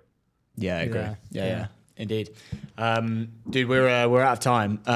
But thank you very much for joining us. We really appreciate it. Thank you for hanging out, dude. Yeah, it's been good fun. Yeah. Thanks for having me up early. It was our absolute pleasure. You guys. Some of the best questions I get. Oh, really? Mate, that's good. I appreciate that. It's an open seat for you anytime. So, you have our number. Whenever you're ready to come back on, we are here. Indeed. Good luck with the launch as well. Thank you, guys. Cheers for having me. Cheers, dude. Go out. Ciao, ciao. Oh, always good fun. Always good fun. Just a quick word. Leave outdated business banking behind with Airwallex, the all-in-one financial platform built for the pace of modern business, multi-currency accounts, corporate cards, expense management, online payments, all in one platform. They gave us a McLaren car. You can just easily go to airwallex.com. Yeah, here we go. Trumpets for Airwallex. Next on the show, we have Thijs Boukema. He is the head of data, tech, and AI at Dawn Capital. Friends of the show. Incredibly smart guy. I was doing research yesterday. Ex-Google. I can't remember what his title was, but he's basically doing everything data-wise, allowing Dawn to have data at their fingertips. VCs can understand what's going on with their portcos. Portco founders can understand what they need to do to be able to, grow their companies quicker. So huge value add, and something that I don't know how many VC firms actually have a head of data. Is that a thing? Yeah, we had Tom on from Atomico who kind of sits. That was like intelligence. Yeah, I'm not sure. Well, his main job is to write the state of Europe report. Is that? I think that's his main job. Well, that's like part of his job. He spends a lot of time doing that, I think. Yeah. That'll be part of his job. But no, it's going to be interesting to talk to him. But before that, should we jump into? We do have a quick. Where is the? We've got a few tweets about Davos. Yeah, you have to put your Davos hat on though. What's going on? Can we get the Lightspeed Davos house up? Oh wait, I think we might be going live actually. Sorry. Yeah. Wait, we're live. We can go live. Let's do it. Hold on. Yeah, we ready? Oh hey. We're just waiting for our producer to give us a thumbs up before we're good. Thijs is live on ETN. Okay, you are on the show. Welcome, Thijs. Are we pronouncing that right? It's tease. It rhymes with Patagonia fleece. That's the easiest way to explain it. That's the most VC thing to say ever. I will remember that for the rest of my life now, I think. You're welcome. Rhymes with Patagonia fleece. No, that's awesome. Thank you so much for taking time out of your day to join us. Pleasure. We really appreciate it. We just gave you a small intro, but maybe it's best coming from you yourself. Maybe tell the viewers and the audience who you are, what do you do, and where do you work? So I am head of, my name is Tees. I'm not used to live shows. Do it again. My name is Tees. I am head of data, tech, and AI at Dawn Capital, $2 billion European B2B software investor with 11 or 12, I think, unicorns that we backed so far. And I lead all Nice. things tech and the tech function internally. Before this, I spent 5.5 years at Google doing various data and ML roles there before coming over to private markets, because just the opportunity is so big to build internally. Yeah, awesome. Insane. Well, we were just saying we love Dawn Capital. Here they are good friends of ours. We've got the chessboard here, which is a Dawn. Do you chessboard. recognize the chessboard? I'm not sure if you've seen one. They have them around the office. I see, yeah, beautiful. It's very small on the screen for you, but yeah, the Dawn logo is on there, which I'm not sure if people can see unless we do close-ups on Luke. But yeah, let's get into it. I'd love to ask you some questions. First of all, the role of head of data, tech, and AI at a venture company. What traditionally we've had we've had investors on the show. We had Tom at Atomico. His role was head of intelligence, I think. I'd love to know more about your role specifically. Right, what does that mean? What does that day to day look like?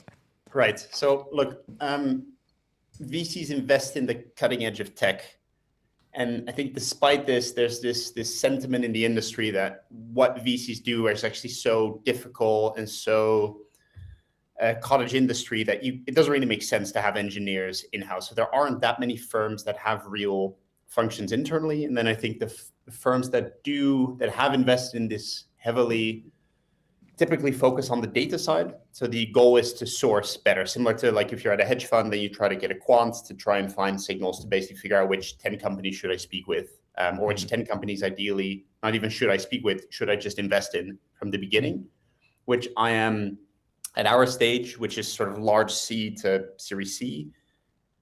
I'm pretty skeptical about. I don't see what signals outside in would be anywhere near as good as where you get phenomenal relationships. So, we use data and AI to sort of narrow the haystack to figure out who are the couple of thousand of European companies that we should do outreach to, try to speak with, get some intel on and monitor.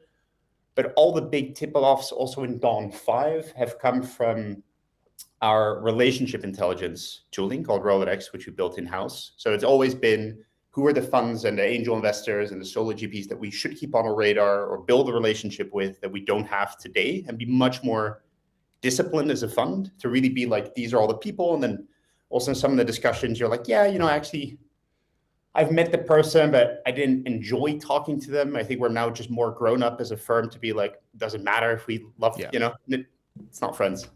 Yeah. That's interesting. I didn't realize it was like the main thing. So I read about Rolodex. I read Dawn released like a bio on you when they hired, to be honest. But I didn't realize that was like the sole focus was like relationship intelligence. And I have a few questions. First of all, one, like how, specifically can that help? Do the VCs go into meetings knowing exactly kind of obviously like who they are, but it mentioned like almost like a relationship map. Is it like a platform that they go into that you can kind of see who knows who? How do I kind of like best get information from this meeting or all that kind of stuff? How does it like tangibly kind of work, like relationship intelligence? So it's three pillars. It's who should we know and stay close to, who are also rising stars at upcoming funds, so we can be much more, I think, meritocratic with who are the relationships that we build and nurture. The second piece is when we have either an event or an in-person meeting or calendar meeting, what intel is useful. And we have different agents for different things. Like if it's an LP meeting, you want different information. If it's a VC to VC chat, you kind of want to figure out what deal should I ask or prod about, right? To figure out what's the status, what's the latest. There's this new scandal, has this affected it, et cetera. And then for a founder meeting, you want to ideally make a good impression and make a better impression, which has, I think, two pieces. Understanding exactly all the people that we know that could either give us information that we can ask about that person, or even use that to build rapport with the founder, plus all the similar companies we've looked at, competitive landscape, how they're different, how the positioning is different. It even drafts questions now to help you have a better conversation, because it's a very human business, especially as a lead investor. And then finally, it's a tool. The third tool is something called Access, which helps us get to a person. So let's say we get excited about a founder. even when we're already in contact with the founder, it's extremely valuable to understand all the different people that we know as a firm, because we've been investing in software for 19 years now, and just have all the information at our fingertips, like who needs to WhatsApp who, to ask for context, to ask for help on pricing, to help, even to understand, like if we would want to take the founder for a closing dinner to give a term sheet, what type of, what type of person is this? What type of event should we do? How should we approach the conversation? And also, can we get as many allies on board so that we win, even when we go head to head with the most competitive firms on the market? That's so cool. That's nuts. I've never heard of like venture firms doing it to that like level of depth. Could you like sell that? I mean, you probably wouldn't want to sell it because your competitors would buy it, but I don't know. So it's not white. Yeah, it's white labeled. Yeah. Surely. So like I think a couple of thoughts. It's hard if you work at a VC and you do a creative job, like building Rolodex, to not dream a little bit about the outcome. I also have some people that have worked with Google that have just made such a fortune that I'm like, God, why didn't I just join? It's stupid. I could have retired instead of slaving away with 6 Claude codes running. We think about it sometimes. It's been almost every deal now in Dawn 5, which is looking like potentially the best fund so far, has had a touch point through Rolodex. So either it's helped us before the founding meeting to get intel or to get extra allies, or to be like, actually, that's how we could get in touch with a board member to get the meeting in the first place. Or in the case of, say, Runware, Begin Capital and then Joel specifically were both flagged as people we didn't know, but we should know because they're actually valuable. And the intel tool then surfaced before my lunch with Joel, hey, you should talk about Runware because there's some signals that seem to be really exciting. And then he goes, yeah, actually revenue is like tripled in the last month. So then that helped us. Not that we didn't know the founder or that we didn't know of the company. It's we didn't know that it had just hit that inflection point. So then we could mobilize on all the other work and all the thesis work that Shamila had done to get there. So long story short, do I dream about it? Yes. Would it be a tough sell internally? I think so, because it's now useful. And it needs to be a big business, I think, for this to be, for us to justify giving it away, right? Like if we're going to give this to Index and General Catalyst and all the other competitors that we work with, it better be a big outcome for us because it's clearly part of the functioning of the firm today. Yeah, it would have to like return the fund and future funds. Maybe. Yeah, I mean, like there's a bunch of tools in the market that try this, right? There's Bordy, there's a couple of these. I don't think anything works nearly well enough. Otherwise, my job would also be much simpler, and I'd be working on something else. We integrate even like WhatsApp people. Like we created something that makes it very easy for people to give their WhatsApp contacts to Rolodex. That we do clever sort of figure out LinkedIn paths, calendar meetings, and all the other, Tease has a WhatsApp relationship with Oliver, and Oliver did a angel check into this founder. Or we are extremely close with the board member, and the former CTO of that company now is CTO of this new startup or co-founder. Like it'll surface all of this, and my hairline would be better if we could just buy this off the shelf. So yeah, like do I dream about it sometimes? Sure, but at the same time, it's hugely exciting to, I think, have sort of zigged where all the other data and tech people at VC funds, of which there are a few, have zagged. Like as far as I know, no one has gone as hard on the relationship side. It's all on trying to get the human sort of out of the loop, out of the decision-making process, out of the sourcing, just like, can we just robot it all? And I think it's such a deeply human business, and that the best intel comes from people, and that you still have to convince a human at the end of the day to actually, take, like for the most competitive deals, it's actually very hard to get a founder to give you, to pick us. There's people. So there's a real art. There's a real art to this, and I think we can elevate this with the science. Yeah.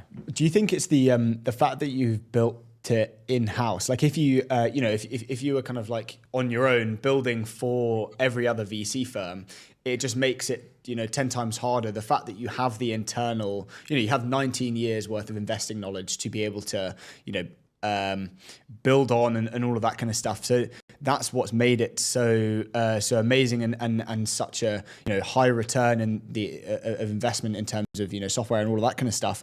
That's probably why, right? Is that a fair assumption to make? I had a very naive view about VC, despite reading all the books and working in tech before. I had a very naive view of how it really works, and I think I was also naive how good it needs to be for it to get real usage. Like a graph needs to actually have a ton of stuff internally. So we had to build our own GDPR compliance sort of WhatsApp contact thing and our own LinkedIn integration that syncs LinkedIn contact. And like, there's actually so much data you need to slurp in. Yeah. And then the use case, like it really took, I said I would build it in 3 months. It probably took 12 to 15 months before the tool was actually good. Thankfully, they didn't fire me in the meantime. We shipped a bunch of stuff, and like we do much more other things with AI, but this is where we've gone super deep, and 70% of engineering effort is spent on this.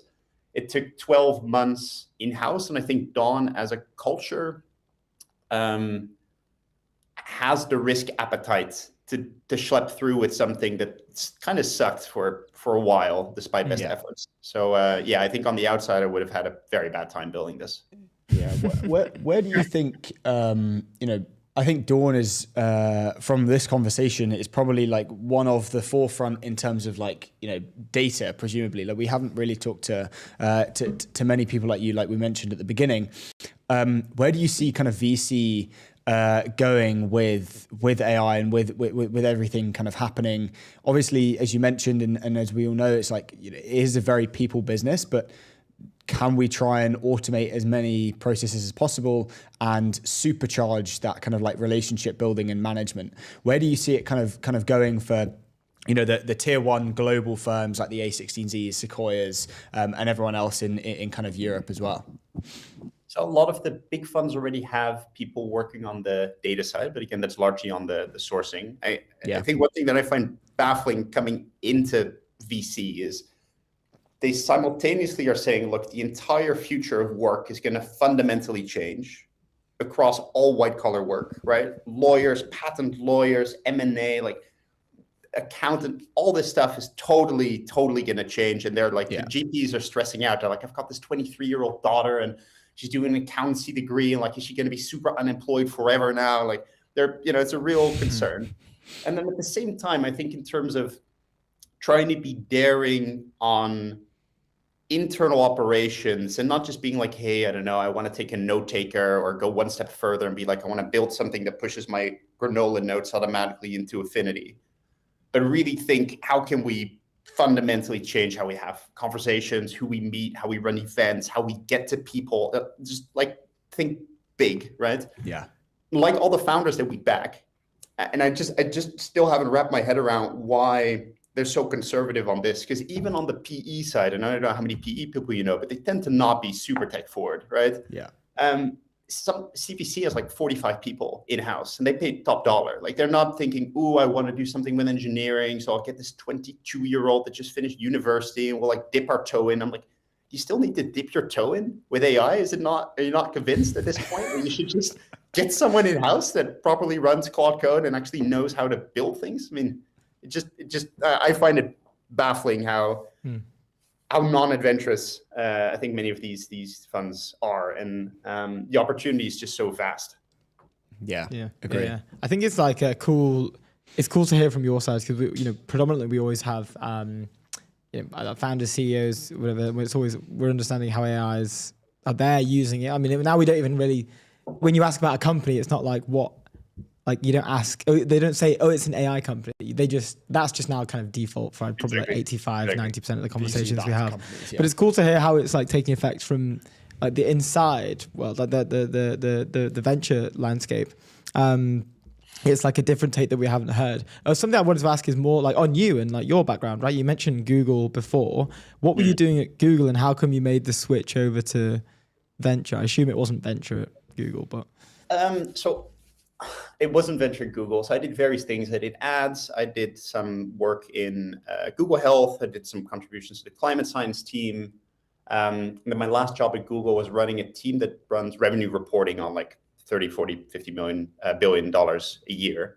And also the executive slides and the sales bonus setting and targets and all that. It was actually a very mellow job despite running that entire piece of the infrastructure with like 3 or 4 people. And oh my God, this is a really exciting moment was when I went for dinner with a bunch of finance people in private credit, PE, VC. And like half of them had to either arrive late because they had to do something with quarterly reporting, and the other half had to leave early because they had to still, fix the ARR and check it with the board pack. And I'm just like, this is still happening? Like people are this is still how it's being done? You're still manually triple checking the number on slide 177. I'm like, you can automate this. And this is before ChatGPT, right? I'm like, you can automate this so hard. Like you guys should just hire some people internally. Yeah. So then I interviewed with a couple of firms, and then one of the reasons why I clicked with Dawn is because I think, well, explicitly they said, look, the challenge we always thought of bringing in an engineer is investors tend to be, in the nicest possible way, very opinionated, right? They're very high conviction people. And even if their hit rate for a phenomenal Series A investor is like, you really get it right 15% of the time, 30% of the time, something like this, right? Where you make real money. But they have 300% conviction all of the time. So there's fundamentally a mismatch there. And a lot of engineers tend to be a bit more timid, and even during the interview process, they're like, I don't think we're going to have that problem with you. Like, I think if you think that the idea you're supposed to work on is a bad one, you'll tell us.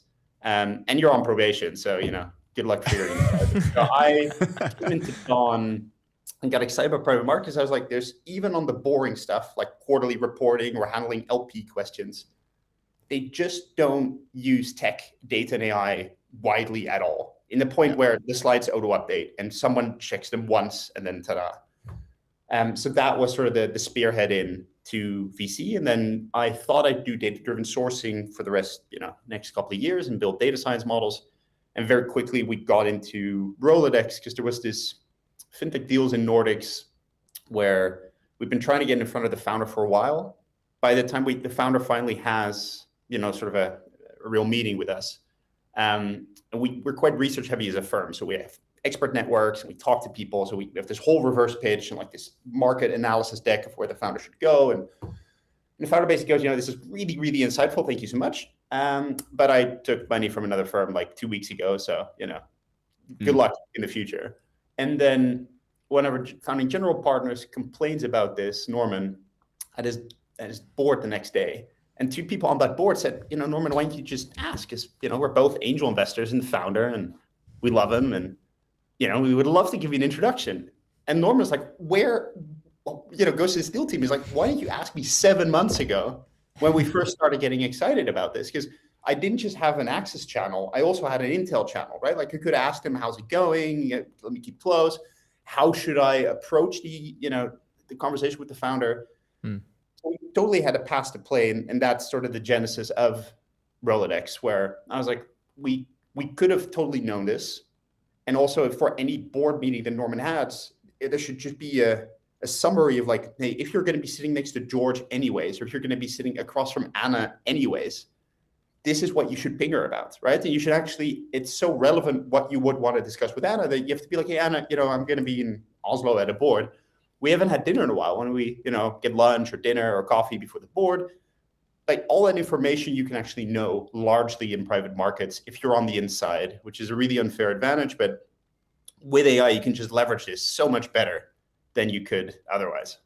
Yeah. That's so cool. That's so interesting. Should we go on to the future and 2026? What are you like specifically working on now? I assume, you are still working on Rolodex and building that out. But what are the things that you're like looking forward to in 26 with what you're building at Dawn specifically? I think there's an endless amount of stuff that you could do with Rolodex. I think people that haven't built software before sometimes feel like you build a piece of software and then you just sort of milk it, like it's sort of the PE thing. Like you build a thing and then you just try to invest as little as you can.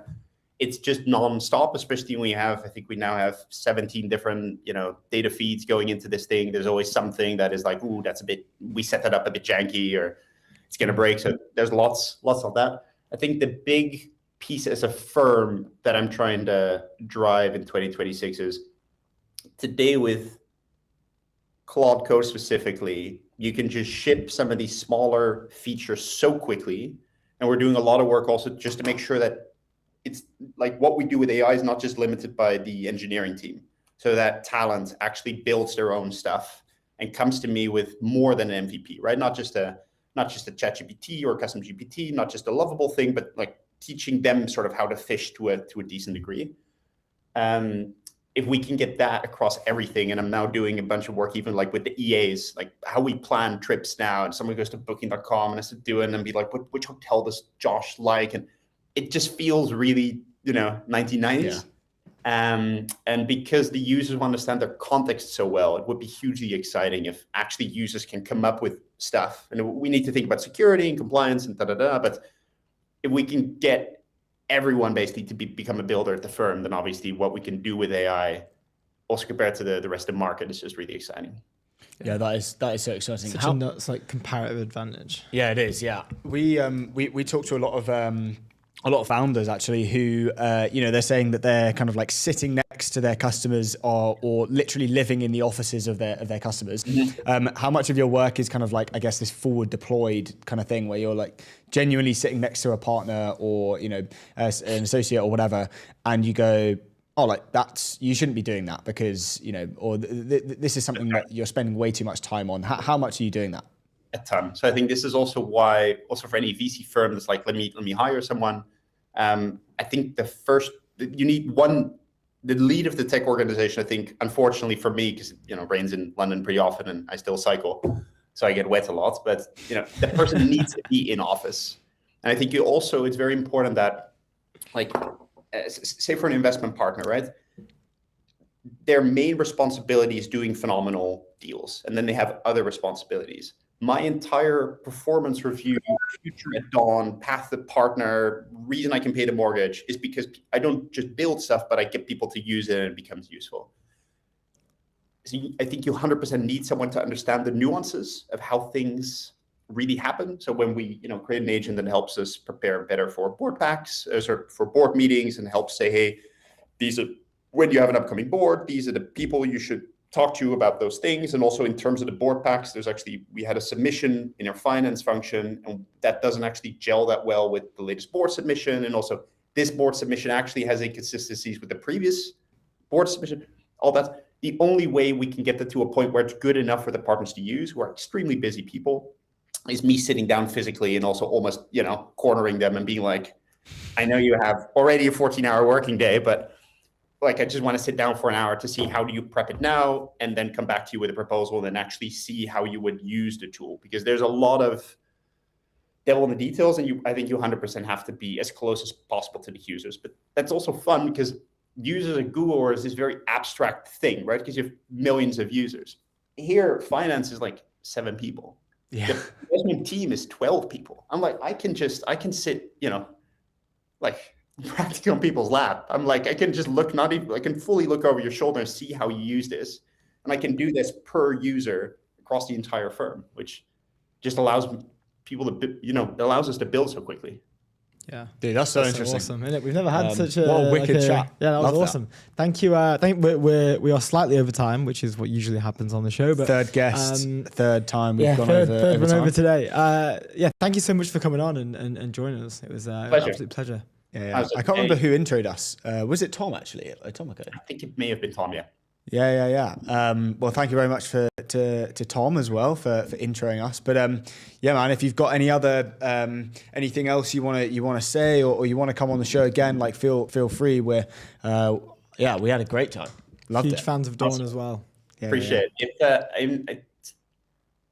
Sorry, I am massively over-caffeinated today. Join the club. European fashion. If you guys have a spare hat, the blue ETN. Hell hat, yeah. Let's sort that out.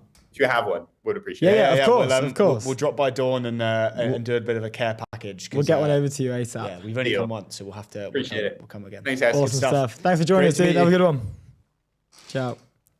What a legend. There were lots of great moments in that conversation, but my favorite was the first. How do you pronounce your name? I think that's Tees, like, is it Tees? Right. Yeah. No. Yeah. Tees like the Patagonia fleece. I think it's the best intro we've ever had on the show. That's so cool. I think. Sorry, I have to keep taking this off because it's so hot. I don't know how you're wearing it. I've got a fleece on as well. I know. I run cardi, hot, so a cardigan. The game is the game. Yeah, hat back on. Back to, well, to be honest, we could do the Ryanair stuff. Let's do the Ryanair stuff. Before we do that, Spectre, be the reason your fund wins the deal of the decade with Spectre. Go to tryspectre.com, harness the power of live data and AI-driven analysis to outsmart the competition and make confident decisions in private markets. Go to tryspectre.com. We love them. You can see the ticker in the bottom. We get all of our private market information from them. They are geniuses. Anyway, sir. Next on the show, we have Bar Winkler. He is the co-founder and CEO of Wonderful. Yeah. 100 million Series A. Yeah, massive. Huge Big Series A. deal. You love to see it. Anyway, should we jump into Ryanair versus Elon Musk? Yeah, let's do it. This is so hilarious. I don't really need to share my screen for a lot of this. Let's just talk about it. Let's just talk about I just want to chat because I've got some notes. I've got some notes here on what's going on. So for those who haven't seen, Ryanair CEO Michael O'Leary is currently in a spat with Elon Musk, and we've kind of we've kind of got here like the chronological flow of what happened, what went down, why it's happening, and kind of where we're at today, because this feud isn't over yet, I don't think. So earlier this month, kind of like around mid-January, there was a disagreement with Michael O'Leary and Elon Musk because Michael O'Leary publicly rejected Ryanair to put like Starlink on their aircraft. Ryanair traditionally has been known and very open about like their cost-cutting policies, and like I think they were famously that is their thing. That's their thing, and they own it, and that's cool, and no one's really that bothered about it. And we still people on sometimes planes. They want no toilets on their planes. Yeah. Standing seats. That is their thing. Make the cheapest flights possible, and the market will buy. And but that's like, it's not like let's not tell anyone we're going to do it. It's like they are openly launching like marketing campaigns around it. That's the whole brand, right? Yeah. And they do a sick job on socials as well. Actually, whoever runs their social account is like very, very good. Should be paid. Paid a lot. But basically, yeah. So there was a bit of back and forth around Starlink being put onto Ryanair's fleets. Michael O'Leary rejected this. He claims the external antennas would cause a 2% fuel drag, which would cost the airline up to $250 million annually. And he argues that the passengers on short-haul flights won't pay even €1 for Wi-Fi, making the investment a waste of money. Kind of fair. I'm not gonna lie, I was kind of blown away when I first started going to the States about how I could use Wi-Fi on planes, because it was just such a foreign concept in Europe. But that was mid-January. We're talking like 12th of January, something like that. This is now this January the 16th. We have what people are calling the Idiot Exchange. So during an interview with Ireland's News Talk, O'Leary calls Musk an idiot, adding, "He's very wealthy, but he's still an idiot." He also dismisses Musk's social media platform X as a cesspit, to which we do not approve. Musk then fired back on X, calling O'Leary an utter idiot and an imbecile. He claims that it's like that meme. I think I saw a meme. It was like I can't remember what it was. Like the girls are fighting. Like, what are you doing? Like, come back. Stop fighting. Hey, what? Like, you gotta come and focus on your business. Yeah. But he goes. He goes. This is, by the way, after, so Musk fired back and was like, "You're an utter idiot. You're an imbecile, and your maths is off, buddy." So when I first saw this, there was a notion around like O'Leary had said that, like, what does he know about airlines? Like, what does he know about like the aerodynamics of an aircraft? I'm not sure if he knows that Musk is the founder of SpaceX, or he just sort of like purposefully overlooked it and decided to come for him anyway. He must know. I don't know but yeah, maybe he doesn't. I don't know. Anyway, that was a pretty silly thing to say. But he's like literally the founder of SpaceX. He's like, I think he's personally responsible for the most volume of cargo put in space of all time, I think. Yeah. Like SpaceX. No doubt. Like put flights per like mission or whatever. But yeah, so Musk fired back, called him O'Leary an utter idiot, an imbecile, claimed O'Leary's math on fuel drag is wrong by a factor of 10 and publicly demands that Ryanair board fire him. Such a cool way to clap back. Like, excuse me, bud, your math on that fuel drag is way off. Like, by a factor of 10. Yeah, like, fire that guy. Which is a cool... Get that guy fired. But he says, he's like, this guy shouldn't be running an aeronautical business. Yeah, like, he's off by a factor of 10. A public company that is an airline, a public airline. Yeah. So then we've got, so that was January 20, that was January 16th. Now we go on to January 19th, my birthday. Musk has then... Put the trumpets. Oh yeah, sorry, for my birthday? Yeah. Or for Musk? Yay. Ronan's birthday, everyone. January the 19th. Put it in the diaries. Apparently the most depressing day of the the most depressing day of the year, because it was Blue Monday. So yeah. But anyway, Musk then floats the idea of buying the airline to settle the score. He put up a poll on X asking his followers, this is so funny, should I buy Ryanair and put someone whose actual name is Ryan in charge? Which is a reference to the airline's late founder, Tony Ryan. And on this poll, over 76% of the millions who voted yes. Obviously, when one is voting on something like this, they're probably not thinking that it's actually going to happen. More for the memes, for the memeage, but as we all know, with Musk, it is the most entertaining outcome always wins. Anyway, we move on to now January 20th. We've got what's called the Great Idiot Sale. This is just shows, it's an example of how expertly well Ryanair and the marketing team have handled this whole thing. So Ryanair on January the 20th, they lean into the drama and they launch a flash sale of 100,000 seats for €16.99. €16.99. You can read this out. It's on the press conference. Yes, I can pull it up. So they launched this thing. In a second, by the way. We'll wait till Bar comes into the waiting room. And the airline markets the promotion as the Great Idiot Sale, explicitly stating it is especially for Elon and any other idiots on X. So literally calling the customers idiots, right? Like, hey, all you idiots! Like, this is for you, all you idiots. This tweet got 17.2 million views. So yeah, this is from the official Ryanair account. Who, for people who know the Ryanair account, they are no stranger to mugging people publicly. But it reads the Ryanair CEO to address/undress Elon Musk Twitter tantrum at Dublin press conference. Which is nuts. We'll get to the rest after this. We have Bar coming into the waiting room. I think he's in the waiting room. Can we just let Bar in? Bar, can you hear us? Yes, let's go. Amazing. We're just waiting for the thumbs up to tell us that you're live on ETN on X, LinkedIn, and YouTube. So our lovely viewers and listeners can hear. We're live. Bar, how's it going? Going well. What about yourself? Yeah. We are very good as usual. Thank you very much for joining us. It's probably worth giving a bit of an intro about yourself and about Wonderful and everything, all the wonderful things you're doing at the company. Nice. Yeah, I know. And then we'll go from there. We've got a bunch of questions. Sure. So I'm Bar, based in Tel Aviv. Whenever I'm here, I'm traveling at least half the time. Before Wonderful, I was the founder and CEO of a company called Approved.com. It was an enterprise software play, founded in 2019, sold it in 2021. Then I worked at the company that acquired us for 3.5 years. Then I left to start Wonderful. I think awesome a year and a week ago. Oh, wow. Okay. It's only been a year. A year and a few days. Yeah. Year and a couple of days. That's nuts. Well, huge congrats. I know it was earlier this year you raised, only a couple of months ago, really, like 2-3 months ago, maybe 2 months ago, month and a half, you raised your Series A 100 million.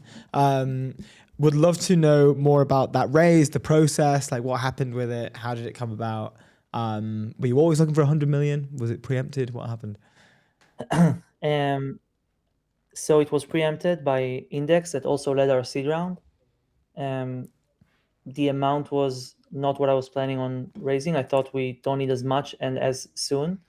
I think both Index and the rest of our investors thought that might as well. If you're in a huge market that is growing super fast and they believe the team has the ambition and the capacity to build something really generational, then it doesn't make sense to wait. So that resulted in this raise. So it was very much a preemption. We were not planning to raise 3 months after raising our seed round. That's what you love to hear. You loved getting preempted by Index for 100 million. Before we jump into, I have a few more questions. Before we jump into that, I'd love to ask like the founding story for this. Like, why this particular thing? Like, what was it that made you do this? What is the founding story of Wonderful? Cool. The founding story is that in October 24, OpenAI released its real-time models to alpha, to paid developers. And that was really the first time that you could create voice agents that were both intelligent and had human latency. So Roy, my co-founder, and me started like playing with this new tech, and we were like, okay, let's see how good this thing is in Hebrew. And Hebrew is a very hard language, right? So it's hard for LLMs and it's hard in general. So we started building this voice agent in Hebrew. We spent a few weeks building it. There was some models we needed to build and fine tune. Then we met the second largest HMO in Israel and the largest ISP, and they both reacted very similarly. They were like, wow, that's the best one we've heard. Let's do a pilot. You're like, okay, how much are you spending a year on your contact center? And the answer was like hundreds of millions of dollars. Like Maccabi has over 1,000 people and Bezeq, the largest telco, has over 2,000 people. And because you cannot outsource from Israel to India or Bangladesh or the Philippines, because no one speaks Hebrew in those countries, you have to hire humans in the country. It's super expensive. And then we're like, okay, that's like, seems like a pretty weird phenomenon. Like, why would a startup, not even founded, like why would two founders working out of their Gmail, working on a prototype for 2 weeks, be able to win a deal that is potentially worth tens of millions of dollars? Like, this capitalism is not supposed to work this way. So we started asking, okay, who else are you talking with? And they were like, well, Microsoft and Google and Amazon and Salesforce and Genesys. Like, wait, what? Like, are you telling me that this is much better than what they have?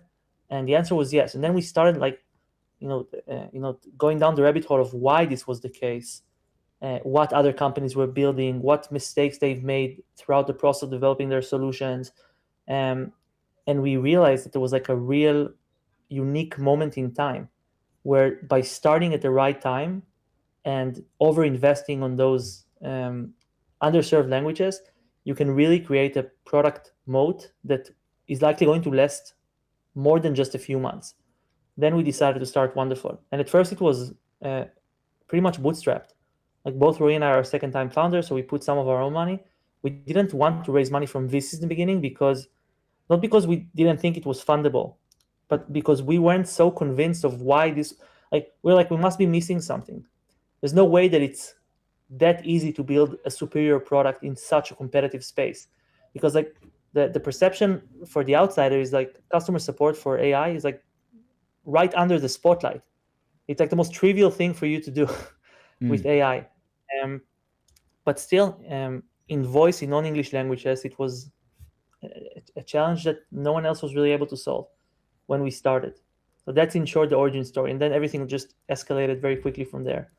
And so cool. This entire last 12 and a half months have been one long meeting with some sleep in the middle. That's such a good way to such a good way to put it. That's kind of like, it reminds me of like what's that film, like War Dogs or something, when those guys like like that when you're in those massive conversations with these massive companies and you're like, wait, hold on, and you shouldn't be winning the contracts, but then you actually are. And we're the like, best. No way.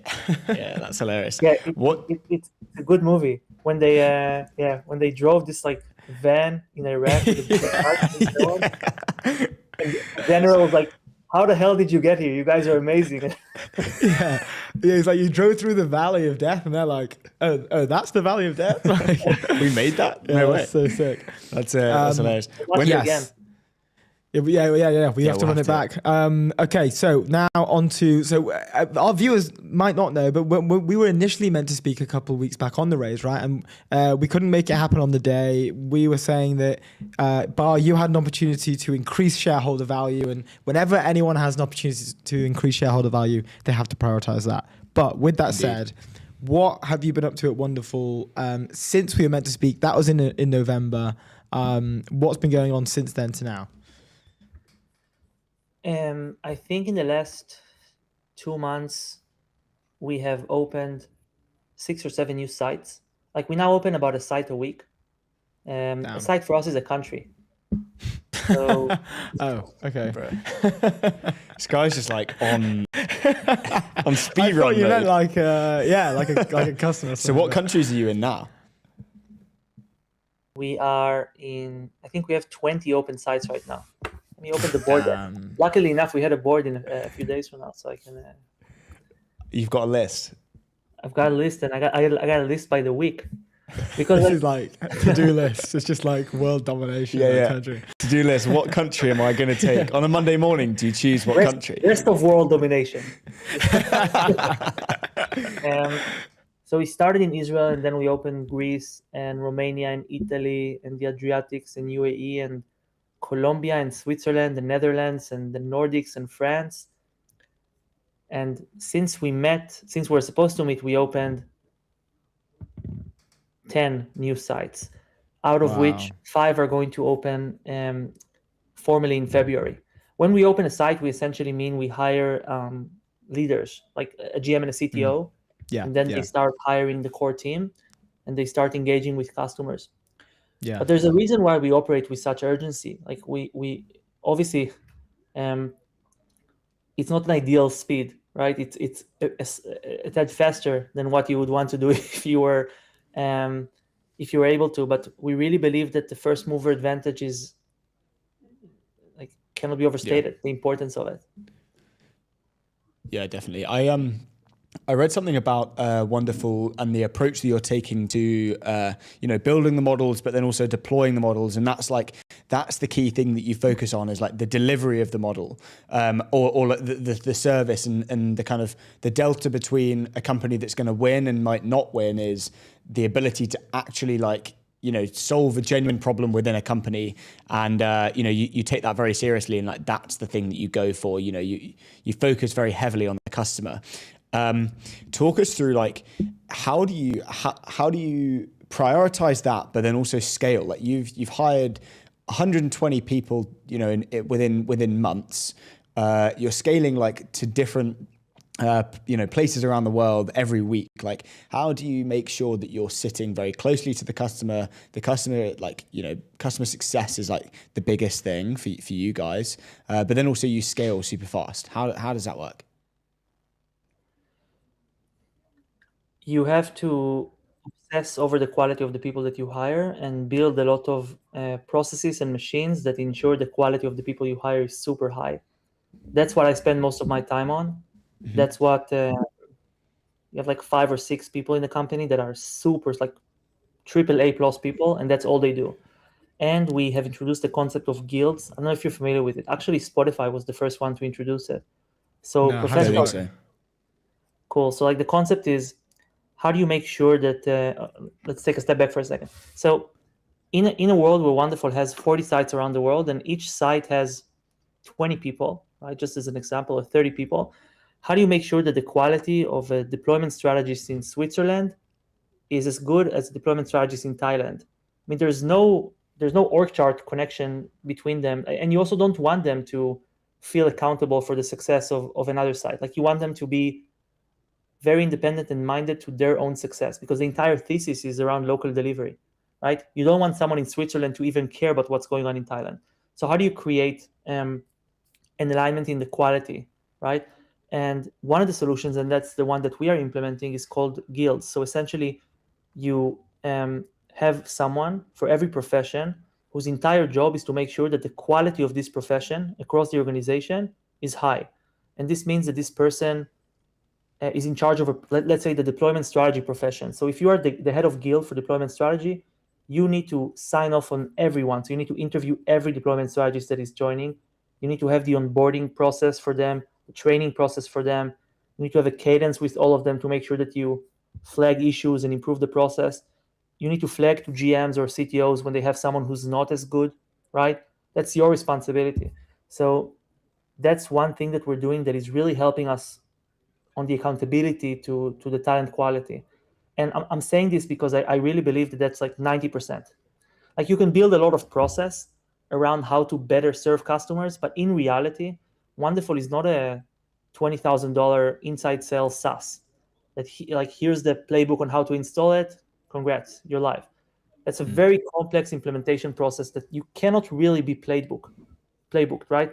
You need to have intelligent people that go to the customer's office, understand their stack, understand their internal politics, understand what they care about, know the product and its capabilities really, really well, understand what they can solve themselves versus what they need HQ for. Like you just need very smart, relentless people. So that's what I focus most of my effort on. So those 120 people that you mentioned, I guess that they're the result of like thousands of different interviews that we've had with people, and like we've already been very focused from the get-go on the type of profiles we need to hire, and this focus is just becoming more and more emphasized in the company. That is something that I think has been helping us a lot. Also, there is a lot of incentive on the go-to-market leadership in Wonderful, which is the GMs, to understand what's working for other sites, because ultimately enterprises are similar in the problems they solve for their consumers. Like a telco in Colombia is not that different from a telco in Turkey, right? They have similar use cases, similar challenges, similar headcount divisions. So, and the GMs also have an incentive to talk to each other because they learn from each other and they're able to take use cases faster. So I think that's something that's been working pretty well for us. But obviously, like you touched, like the point you touched now about like retaining the quality, and that's really what the discussion is about. Like how do you retain the quality is the most important thing for me as a CEO. Like I think me being great or not great at my job will be determined by how well I'm able to grow super fast while distilling a high quality bar across what's probably going to be 40 different sites by the end of Q2. That's what I'm aiming at. I think about it all the time. Yeah, 40. That's really interesting because I remember I was reading recently A16Z have published this like the Palantirization of everything article. It's a super interesting read. I can't remember exactly who the author is. We'll have to find it and link it to the show afterwards. But I think I got it from like 164 different people on WhatsApp, and they're all like, because this reminds me of this. But in that article, it does, like a lot of people are trying to do it. Traditional SaaS businesses, like trying to pick up that model and like just deploy FDEs. And hope that like that works for them. But what happens is that they often just turn into like services built companies because they're scaling at a 1-to-1 ratio, right? There is no leverage there. But what I think is the reason I bring up the article is because part of it says like what you're just mentioning right now is like how focused you have to be. Like the individuals that do these things, they are expert level AAA generalists as well. Like they're not also just like experts in their field, but also at a generalist level as well. Like they are wizards of everything. They're masters, right? Being experts in their field is a slight disadvantage for those projects, right? For example, a company like Wonderful, we want at least one person who's an expert in telephony, like a super expert, but we don't want 10 of those. That's too much, right? I read the article. I obviously it was very good, and not every company can apply this motion successfully. I think in order to apply this motion successfully, you have to have at least 2 conditions apply. I think those conditions tend to overlap in the Venn diagram. One, the TAM you're playing in has to be enormous, right? So like the denominator has to be huge because you're obviously investing a lot on the front end, and that's mostly a consumption play, right? That you're playing, right? There's no, if you're playing in the game of like future labor replacement or human enhancement, whatever you want to call it, the TAM is huge, but it's you have to prove it. You cannot out of the door go to a bank and tell them, listen, I'm going to save you 50 people, so and 70% of a discount here, pay me $15 million. They're like, wait, for what? Like you need to prove it, but in order to prove it, you need to send them people. So it's like, how do you prevent this flywheel from becoming a service company? So one, the TAM has to be huge, so that the number that you're striving to has to be super, super high. You need to firmly believe that you are going to be able to generate enough value to extract millions and millions of high quality revenue from those enterprises. That's one. And two, I think what you're doing has to be of core importance to the enterprise, because that would ultimately drive them to want to do it themselves. Yeah. Think about it for a second. Like, building agents and managing agents is something that if you are a CIO of a large enterprise, you have two priorities. First priority is to get agents to start creating value, right? Because you want to save costs and improve service. But then the second it happens, you want to start bringing this knowledge in-house. You don't want a vendor like Wonderful to be a black box of knowledge on how to run your company. That's super, super risky, right? Like, imagine I was the one, and that's also why I'm pretty much against like charging for success-based outcomes. I think it's a short-term play. Long-term, like it creates a misalignment in incentives. Long-term, you want the enterprise to be incentivized to build the best agents they can and have this knowledge in-house. And this would actually create a situation where Wonderful doesn't have to send many, many people to their office continuously, right? We give them the knowledge and the platform to put this knowledge to work. And as soon as we have finished agentifying a use case, we move the knowledge to the enterprise and we move to the next project, right? Of course, we need to support them. And of course, it's going to be more expensive than the average SaaS implementation. But I firmly believe that the physics of the world are going to solve it for our specific industry. Obviously, I'm not objective, right? But I've always held this belief. Yeah, that's fascinating. No, it sounds like, the one of the additional things along that whole layer is like you can only do it with absolutely nuts talent. Like, it takes a special type of individual in groups to be able to like expertly execute on that process. You mentioned agents, obviously pops up. You guys have like an enterprise agent platform. There's also a collaboration with Anthropic in the works, or it's completed. I'm not sure. There was talks of a video, but like, can you maybe give us a bit more about this? Like, what's going on your side with these two things? So we have an agent builder that is world class, and we use Anthropic amongst other solutions and model providers in it to make it work. I think in that part, that's all I'm going to say at this point. That's okay. That's hilarious. Keep us on our toes. We like it. Yeah, that's good. I wanted to ask again more specifically about the implementation gap that you've kind of written about before. In terms of other companies, how do you feel like? What are the kind of things that you do specifically day to day that ensure that the implementation gap isn't a thing that Wonderful has to like worry about, I guess, or that you exceed in? You have to, again, it goes back to, you have to have amazing delivery talent. You have to be very long AI in your product to solve problems in like a scalable, future-proof way, which we do all the time. And I think you have to say no to a lot of different things.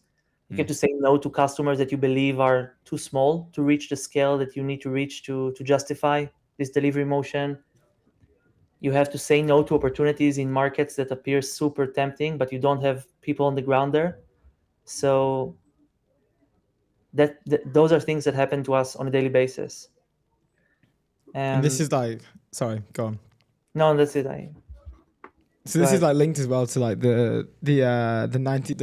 I think it's been thrown around a lot. The 95% of AI pilots fail. Like, is this something that you guys like? Do you agree with that? Like, have you seen that? Have you looked at the data, or like, is this something that you're conscious of and think about a lot? I don't know about 95, but I can tell you that a lot of the AI projects that we see in enterprises that were built by teams within the enterprise failed to reach production scale for many reasons. Sometimes the technology wasn't there, like it was just very hard to build. For example, going back to voice agents for customer support in non-English markets, that's just like a technological problem that like until 5 minutes ago was scientifically unsolved. So of course, if you started working on it in the middle of 2024, you would fail. Like, where in reality, it was just impossible to solve it. I think that delivering agents to production requires this very hard to achieve overlay between delivery and product. And the product wasn't there until very recently. I think the models weren't consumable by enterprises in a way that would result in like actual production scale success. And the delivery teams were mostly system integrators. And again, there are amazing people in system integrators, and they have a place for sure. And they're probably going to be the ones delivering most agentic solutions in a few years. But now this is like a problem that I think startups have to solve because it's too complex. Like you go into the enterprise, you need to solve issues that are like, you need to have a Slack channel with Anthropic or OpenAI or the AWS Transcribe team and ask them 5 questions a day, half of which the answer is, we're not sure, like try this. So it's novel, right? It's just too novel for it to be at a factory level, like that an SI can do it. So obviously a lot of those projects fail, but I think those statistics are like, they are explosive, but they're also missing the point. I think the enterprises that have been trying to build on AI and failed, quote unquote, are actually the first ones that are also going to succeed because they have built those muscles in-house and they've built this conviction. What I'm trying to say is that just because someone failed with an AI delivery of a delivery of an AI project doesn't make them short AI. They're not against the tech. They've probably learned a lot from what wasn't working, and they're going to be the first ones to succeed down the line. So I don't think it's that binary or that negative in a sense. Any new technology that is transformative is not going to work out of the box amazingly. I think the enterprises that have built AI teams and that have like tried to even bang their head against the wall until something worked are going to be like reaping the fruits of those attempts. So is it a failure? Well, maybe, but long term, I don't think it will be a failure. I hope this answers your question. That's how I think of those things. No, absolutely. It's good context. Do you have more? We're 5 minutes over. We're 5 minutes over time, unfortunately. We've run over by 5 minutes. Sorry, Bob. We'll have to call it there. But thank you so much for jumping on. We really appreciate it. So interesting. It's an open seat for whenever you want to come back on as well.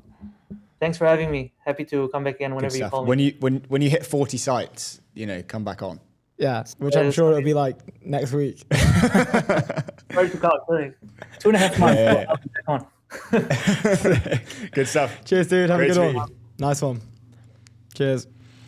What a that's so cool. That's so interesting because that article is the article's a really cool one. I forget who wrote it. Someone on the A16Z team. I was reading it on the tube on the way home on Tuesday, I think. Was it on X? Yeah, I think I saw I'm that. on the daily newsletter. I think something I saw it on email. But oh, right. Fair enough. Anyway, Polymarket, the world's largest prediction market. Stay informed and profit from your knowledge. Go to polymarket.com. Sorry, we had to get that in. Had to be done.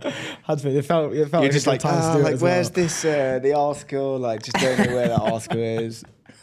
This guy. Anyway, I am pumped to get up the penguin lock-in video. penguin time. Lock-in penguin time.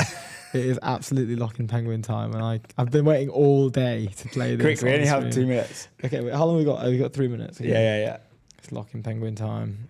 Anyway, ready? should I change? I'm checking with our producer if we can fully show. Should I change to the? Yeah. Oh, you've done it. Okay, cool. Are we good? Yeah, I think so. I'm just gonna scroll up a little bit, and then that should be fine. But one of them caught our eye, the one in the center. I was sent this by so many people. Yeah. Of the ice, nor return to the colony. Shortly afterwards, we saw him heading straight towards the mountains, some 70 kilometers away. Dr. Ainley explained that even if he caught him and brought him back to the colony, he would immediately head right back for the mountains. But why?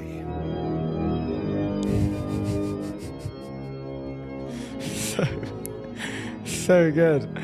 So it's probably the best good. edit I've ever seen. It's the best digital thing I've ever laid my eyes on in the world. I'm just gonna come out. The person who wrote the tweet says, "He who jumps into the void owes no explanation to those who stand and watch." Yeah, it's such a banger. What a banger! It's a banger. Insane. What a video. We love it. I've watched that so many times, but it always gives me goosebumps. The lock-in penguin. Well, we should have made that our sort of checking in. So the lock-in penguin, I mean, I've actually changed it to my screensaver just to remind me to lock in. As you can see here. Yeah, nice. Getting loads of... Are you trying to show the stream? No. This is embargoed news. Well, why you show the stream? Airwallex, leave outdated business banking behind with Airwallex, the all-in-one financial platform built for the pace of modern business, multi-currency accounts, corporate cards, expense management, online payments, all in one place. They gave us a McLaren F1 car. Go to airwallex.com. All you can do is go to airwallex.com. Next on the show, we have Jeff Morris Jr., JMJ, as he is known on X. He is the founder and general partner of Chapter One. We know, is she now she's now Jameson Seidel is now a partner at Chapter One. Now a partner. And an amazing poker player as well, Jameson. Yeah. She's an incredible poker grew player. up playing poker. Yeah. I've still not been to one of the home games. No, we got invited. We got invited, I think, once. But we'll have to make that happen. Yeah. Anyway, I believe we have Jeff in there. Can you hear us, Jeff? Yeah, really good. We're just waiting for our producer to give us a thumbs up that you're live on ETN. We can hear you and see you, but I'm not sure if our viewers and listeners at home can. Probably put my Davos hat on. Your Davos hat. Yeah, sorry. These are our Davos hats. We couldn't be there in person. So we're live. We are live on the show. Awesome. Jeff, thank you so much for joining us. We've been pumped about this. It is hot. Bright and early in Los Angeles, California, let me tell you. Oh no, it's not like 5:30, is it? Is it 5:30? Oh yeah. So but I saw you liked one of my tweets like 2 hours ago. Man, I was just pumped up, you know. Just warming up for the pod.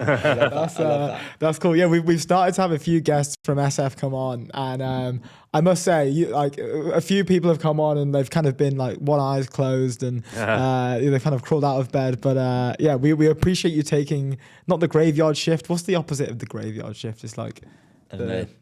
Is there an opposite? Or? Yeah, whatever it is. Whatever the opposite of that is. Yeah. Anyway, it's probably worth an introduction to our audience. We know who you are, but yes, if you give an introduction about who you are, what you do, and we can go from there. I've got a lot of questions. Yeah. So Jeff Morris run Chapter One Ventures. I think Jameson was on the show. Yeah. So maybe your longtime viewers might have context, but yeah, we I've been a firm for 6 years. Before that, I was the VP of product and employee 50 at Tinder. And so I ran revenue and growth there for about 5 years through the hyper growth years, becoming a public company. And we were the top grossing app in the world for a bunch of years too. So and I grew up in the Bay Area. So I have a little bit of Bay Area blood in me and now live in Los Angeles. Amazing stuff. Well, yes, as we say, thank you very much for coming on. I think the first thing I want to touch on is you wrote a tweet and it started with I'm 15 years into my career in tech, and I've realized that the people I started with who are doing best and the one thing was they got a win early. And I wanted to ask, how do you define a win? What is what's the thing that I guess you give advice on to someone who is starting their career? They're maybe 20, 22, 24, whatever. What's the advice that you want to, I guess, give to people who want to try and get that win early and get that kind of foot in the door? Yeah, so I was asked in the comments, and the really simple definition was being a key member of a really important company that people respect. And so, the inspiration was really, I think I have enough data points now, being 15 years into my career, to say hey, winning early in your career matters a lot. And so it's you guys might watch sports, but it's those players who come into the league and get on a great team. And imagine if you were drafted by the Patriots in the Tom Brady heyday, right? I don't know if my references will make sense to your European viewers. But, I think they will. I think they'll get them. But no, and then, I think there's a basic aptitude and level of intelligence that my 200 most talented friends all have, but the outcomes have been pretty divergent, and a lot of that's due to really early success. So if you joined Uber in 2010, or if you picked Airbnb in 2012. And so a lot of the art of this is you have to be like the talent manager of your own career. And that's hard because I know I'm a VC and I get 30, 40 shots on goal every fund, and I'm wrong 90% of the time, right? And so imagine you're 22 years old and you're trying to pick the next, generational company, and you have one shot every couple of years. And so that was the spirit of the tweet, but it's a tough thing to do. Yeah, that's really interesting. I think that something that we discuss a lot on the show, and something that the reason that we sit in this space, and why I've worked in tech my whole career, which is only 3.5, 4 years to be fair, but is the fact that it's a realm in which incredibly young people can spend 10 years of their life, or 10 years of the start of their career, just kind of taking swings. And like you mentioned it here in the tweet, use your 20s and 30s to chase a big win. Does it have to be a company first, do you think, or can you kind of come in and start your own company? You can start your own company. I think the key is if you get that right, you're in a really amazing spot. But if you get that wrong and you realize a couple years in, say your company shuts down, what's your next move? Are you going to be a serial entrepreneur and just keep doing that over and over? Or what I recommend in those situations is going and kind of go into a well-known established company and kind of spending a few years creating more of a foundation for what's to come. So you can fall back on, say you started a company in 2015 and it just didn't go well. The next best move would probably be going to a Stripe or something similar.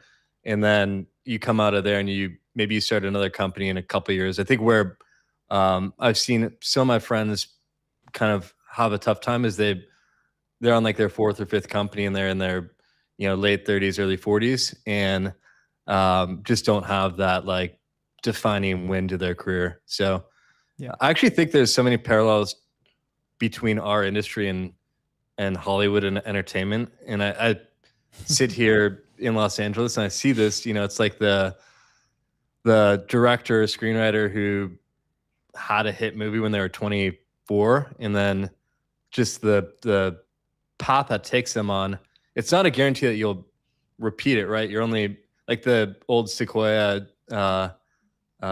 trope is that you're only as good as your next investment. And I think that can be true too. In venture capital, I'm only as good as my next fund or my last fund, because nobody cares what I did in 2019 anymore, right? Mm-hmm. Yeah. That's Other awesome. Other than us, yeah. You also wrote. You've been putting bangers out actually very very recently, which I've very much enjoyed. You said we don't talk about this enough, but tech is a grind. I've watched so many talented people burn out. How do you see that? We were just talking about kind of getting your first win, trying to find that, but then also the fact that it's a grind. What is what's the kind of one thing that you would say every time you wake up out of bed and you're like, right, what's the goal here? Yeah, that was more, I think the 996 culture, which is so popular in Silicon Valley today. I've worked 996, and I can tell you that if I did that for my entire career, I would literally be not functional. I wouldn't be here today. And so I think that has limits. And so I kind of think I've heard of this concept of your career having seasons, right? And so you have, some moments in your career where you will be grinding that hard.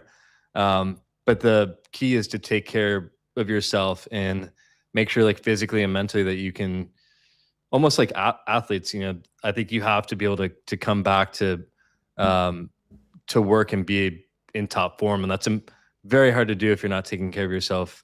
And so that was more. There's all these folks who moved to San Francisco and they're so fired up, and you feel that energy right now, and then maybe in 4 or 5 years you'll look back on kind of where they are. And I think again, back to the first concept, if you want to have a long career, I think one of the key things is just staying in the game for a very long time, and to do that you need to take care of yourself.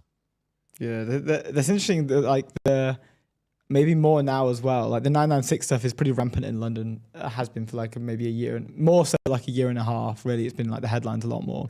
But like especially in the tech ecosystem, in the tech bubble, we're also kind of seeing this like intersection between like health maxing, right? Like it's also cool to get 8 hours of sleep. It's also cool to like watch what you're putting in your body, right? So it's weird that we have this like conjunction of yes, 996 grind, outwork everybody who was at the latest last night, but also, hey, watch your carbs as well. Like, make sure you get 8 hours. What's your Whoop score? Yeah, what's the sleep score looking like, type of thing. Like, is that? Yeah, are you seeing that in like LA or in SF still? Is like, because maybe the pendulum's kind of swinging a little bit away now from the health maxing. It's kind of like life maxing is more of an appealing thing. Yeah, I think that I saw this funny concept where people were competing. It was like competitive sleeping. So they were comparing I think that's a great They were getting these groups of pods within their company, and it was like literally taking your 8 sleep score and having it be like a real competition. I think that reality is like if you're post-economic or you have a big win to your career, you have more flexibility to health max, if that makes sense. Yeah. And so a lot of my like older friends who are CEOs or kind of at like the middle or later stages of their career, like all they spend money on now today. And I wrote an article about this saying like longevity is the new luxury symbol. I was going to mention it. But it's like you're comparing your hyperbaric chamber models, or you get in debates about which infrared sauna or sauna you have, and if infrared's the correct sauna, or if you want your sauna to be hotter than infrared can offer. Like it's like these weird debates that sound ridiculous if you just get outside of tech, but I think it's like health is one of those things that has no ceiling on what you can spend, and so the old luxury status was buying or leasing like a luxury car, and now it's how much money can you spend on your health. That's a good take. Yeah, it's like because we spoke about that the other day. I think who did we have on from? I forget who it was. Maybe the Spore Bio guys or not, or maybe Lucis. Oh, Lucis. Oh yeah, sorry, Lucis. Yeah. But I've got my checkup tomorrow morning, so this is like a blood. I mean, you've had yours actually. Yeah, we had a company called Lucis, YC backed. I think they're the first European company to be like a health monitoring company or whatever. And so we had we've got like health checkups, and they're doing blood work and like kind of just like biometric stuff as well, and all of that kind of stuff. And that is a thing now. I've told my mates, and they're like, oh yeah, like I had one like last week. Yeah, my it's mates like quite are a jealous. normal thing to have now. So yeah, I completely agree. I was going to mention your longevity thing, and it's an interesting like paradigm, and it also ties into you've talked also about like the fact that non-consensus is dead, and the consensus right now is health maxing. What's your take on where things are kind of going, and like where you want to, where you guys at Chapter One want to like put your time and focus your time into, finding that non-consensus, which ultimately is like not the kind of meta anymore in venture. What's the take, and where's the focus? Yeah, I think the spirit of the statement was that there's like perfect information in tech in Silicon Valley. And so to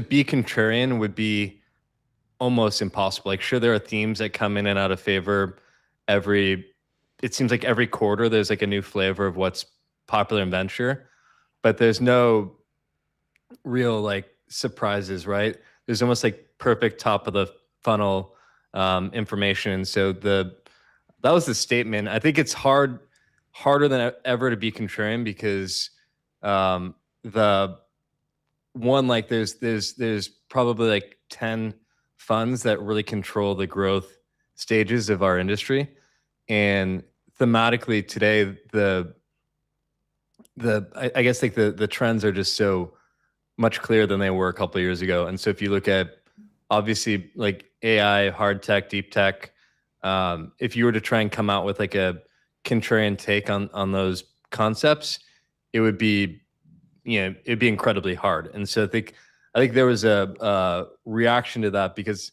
there's a feeling in venture capital now that we've lost some of like the contrarian spirit. And I think that was kind of the core concept. Where we're spending time is we still spend a ton of time in like broadly financial services, which talk about a category that's gone in and out of favor. Like fintech could not have been more cold 2 years ago. And, in the US, there's like obviously new regulations and a more kind of like pro-tech stance from the president on what's possible from a building perspective. But I just think there's so much more room to grow there. And so that includes things like fintech, crypto, new asset classes that are now investable for kind of the general public. And then I've spent my career building software. And so I think the most obvious place that I spend time thinking about, which again is not contrarian, is the future of engineering and how we go from, PRD, so writing a product spec, to deploying software. And that compression is really interesting to me right now. That's interesting. That's awesome. That's awesome stuff. We had another question that we'd love to. I know we're coming up on time, which is I always wish we do these things for longer because they're kind of quick fire. But previous like history, you've been the VP of products and revenue at Tinder.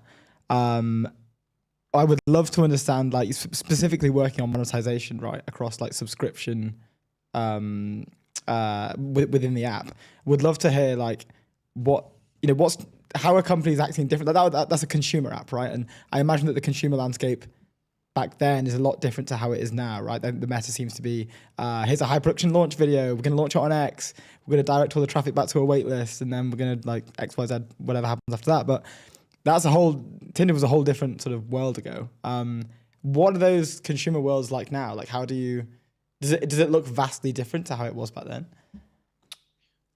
Yeah, I think on the consumer, call it like lifestyle, social side, the categories have remained pretty similar. Like you've seen, you haven't seen a ton of disruption amongst the big players. What's really interesting is on the AI side, so anything around productivity, engineering tools, creative tools, there's just like this extreme willingness to pay on the consumer side, and you're seeing this in the revenue numbers of basically every consumer AI company, where you have just like infinite demand for new tools and services because the gains that AI is offering are just so obvious to the consumer. And so I think the game has changed a lot, though. Now it's a lot of, as you mentioned, it's really like there's no real secrets in distribution anymore. And so a lot of it's just how much noise you can make when you bring a product to market. And then a lot of what we think about is just like how shareable is your product from the first session, because a lot of the best mechanics we're seeing now come from just short form video, things like you guys are doing, clips. And so is that inherent to what your product does on starting with the first session? And so, but yeah, I think monetization used to be almost like a dirty word in tech, where you'd have like, investors telling you don't worry about monetization, like grow. And now, because model costs are obviously expensive for startups, and compute's expensive, founders are pulling forward their monetization roadmaps. And it's, I think, really, I think if you're a founder, like that's really exciting because you can get to a point where you're at, $5-10 million in revenue pretty quickly now. Yeah. And is that something that you look as for, being an investor, are you looking for those founders who understand that and are saying, I don't need to go and raise, at least 2 or 3 rounds before I'm making any revenue or even any profit or anything. It's like, you're looking for those founders that want to kind of generate that cash within a round or two, or are you looking for those kind of like, I guess you're a VC, right? You're looking for the generational companies. But what does that look like? What does that look like then in that respect, when the model and the costs for that are so high, and therefore you kind of need to maybe raise 2, 3, 4 rounds of funding? What do you see as an investor there? Yeah, I think it's always really attractive to have revenue to look at. The challenge is most of the companies we see are showing less than 1 year of revenue. And so you don't have a lot of cohorts to look at in terms of seeing what retention will look like on that, on those early subscribers. And so the revenue can be really misleading, I think, is the answer. And what a lot of, I think, excitement around revenue is, obviously it's exciting, but then you have to, step back and say, like, how durable is this revenue? What's the quality of the revenue? And, I think if you're a founder and you have like a year of cohort data to look at, that's great. If not, you can't just go into a pitch and say, hey, we're at $2 or $3 million and think that every VC is going to get, immediately excited, because I think we've like now rewired our brains to dig in a bit deeper, which has always been the case for what we've been doing. But I think there was a period of time where people were just so excited about top line revenue. It's weird that I saw like a chart, I think it was maybe yesterday or the day before, of Duolingo's stock price like acting essentially like inversely proportional to their revenue figures, right? Like their revenue is just mooning, but their stock price is just absolutely tanking, which is weird. Like, what I couldn't understand as to, like, is that just like AI fears of replacement? Like it's no longer a durable product, or? Yeah, I think there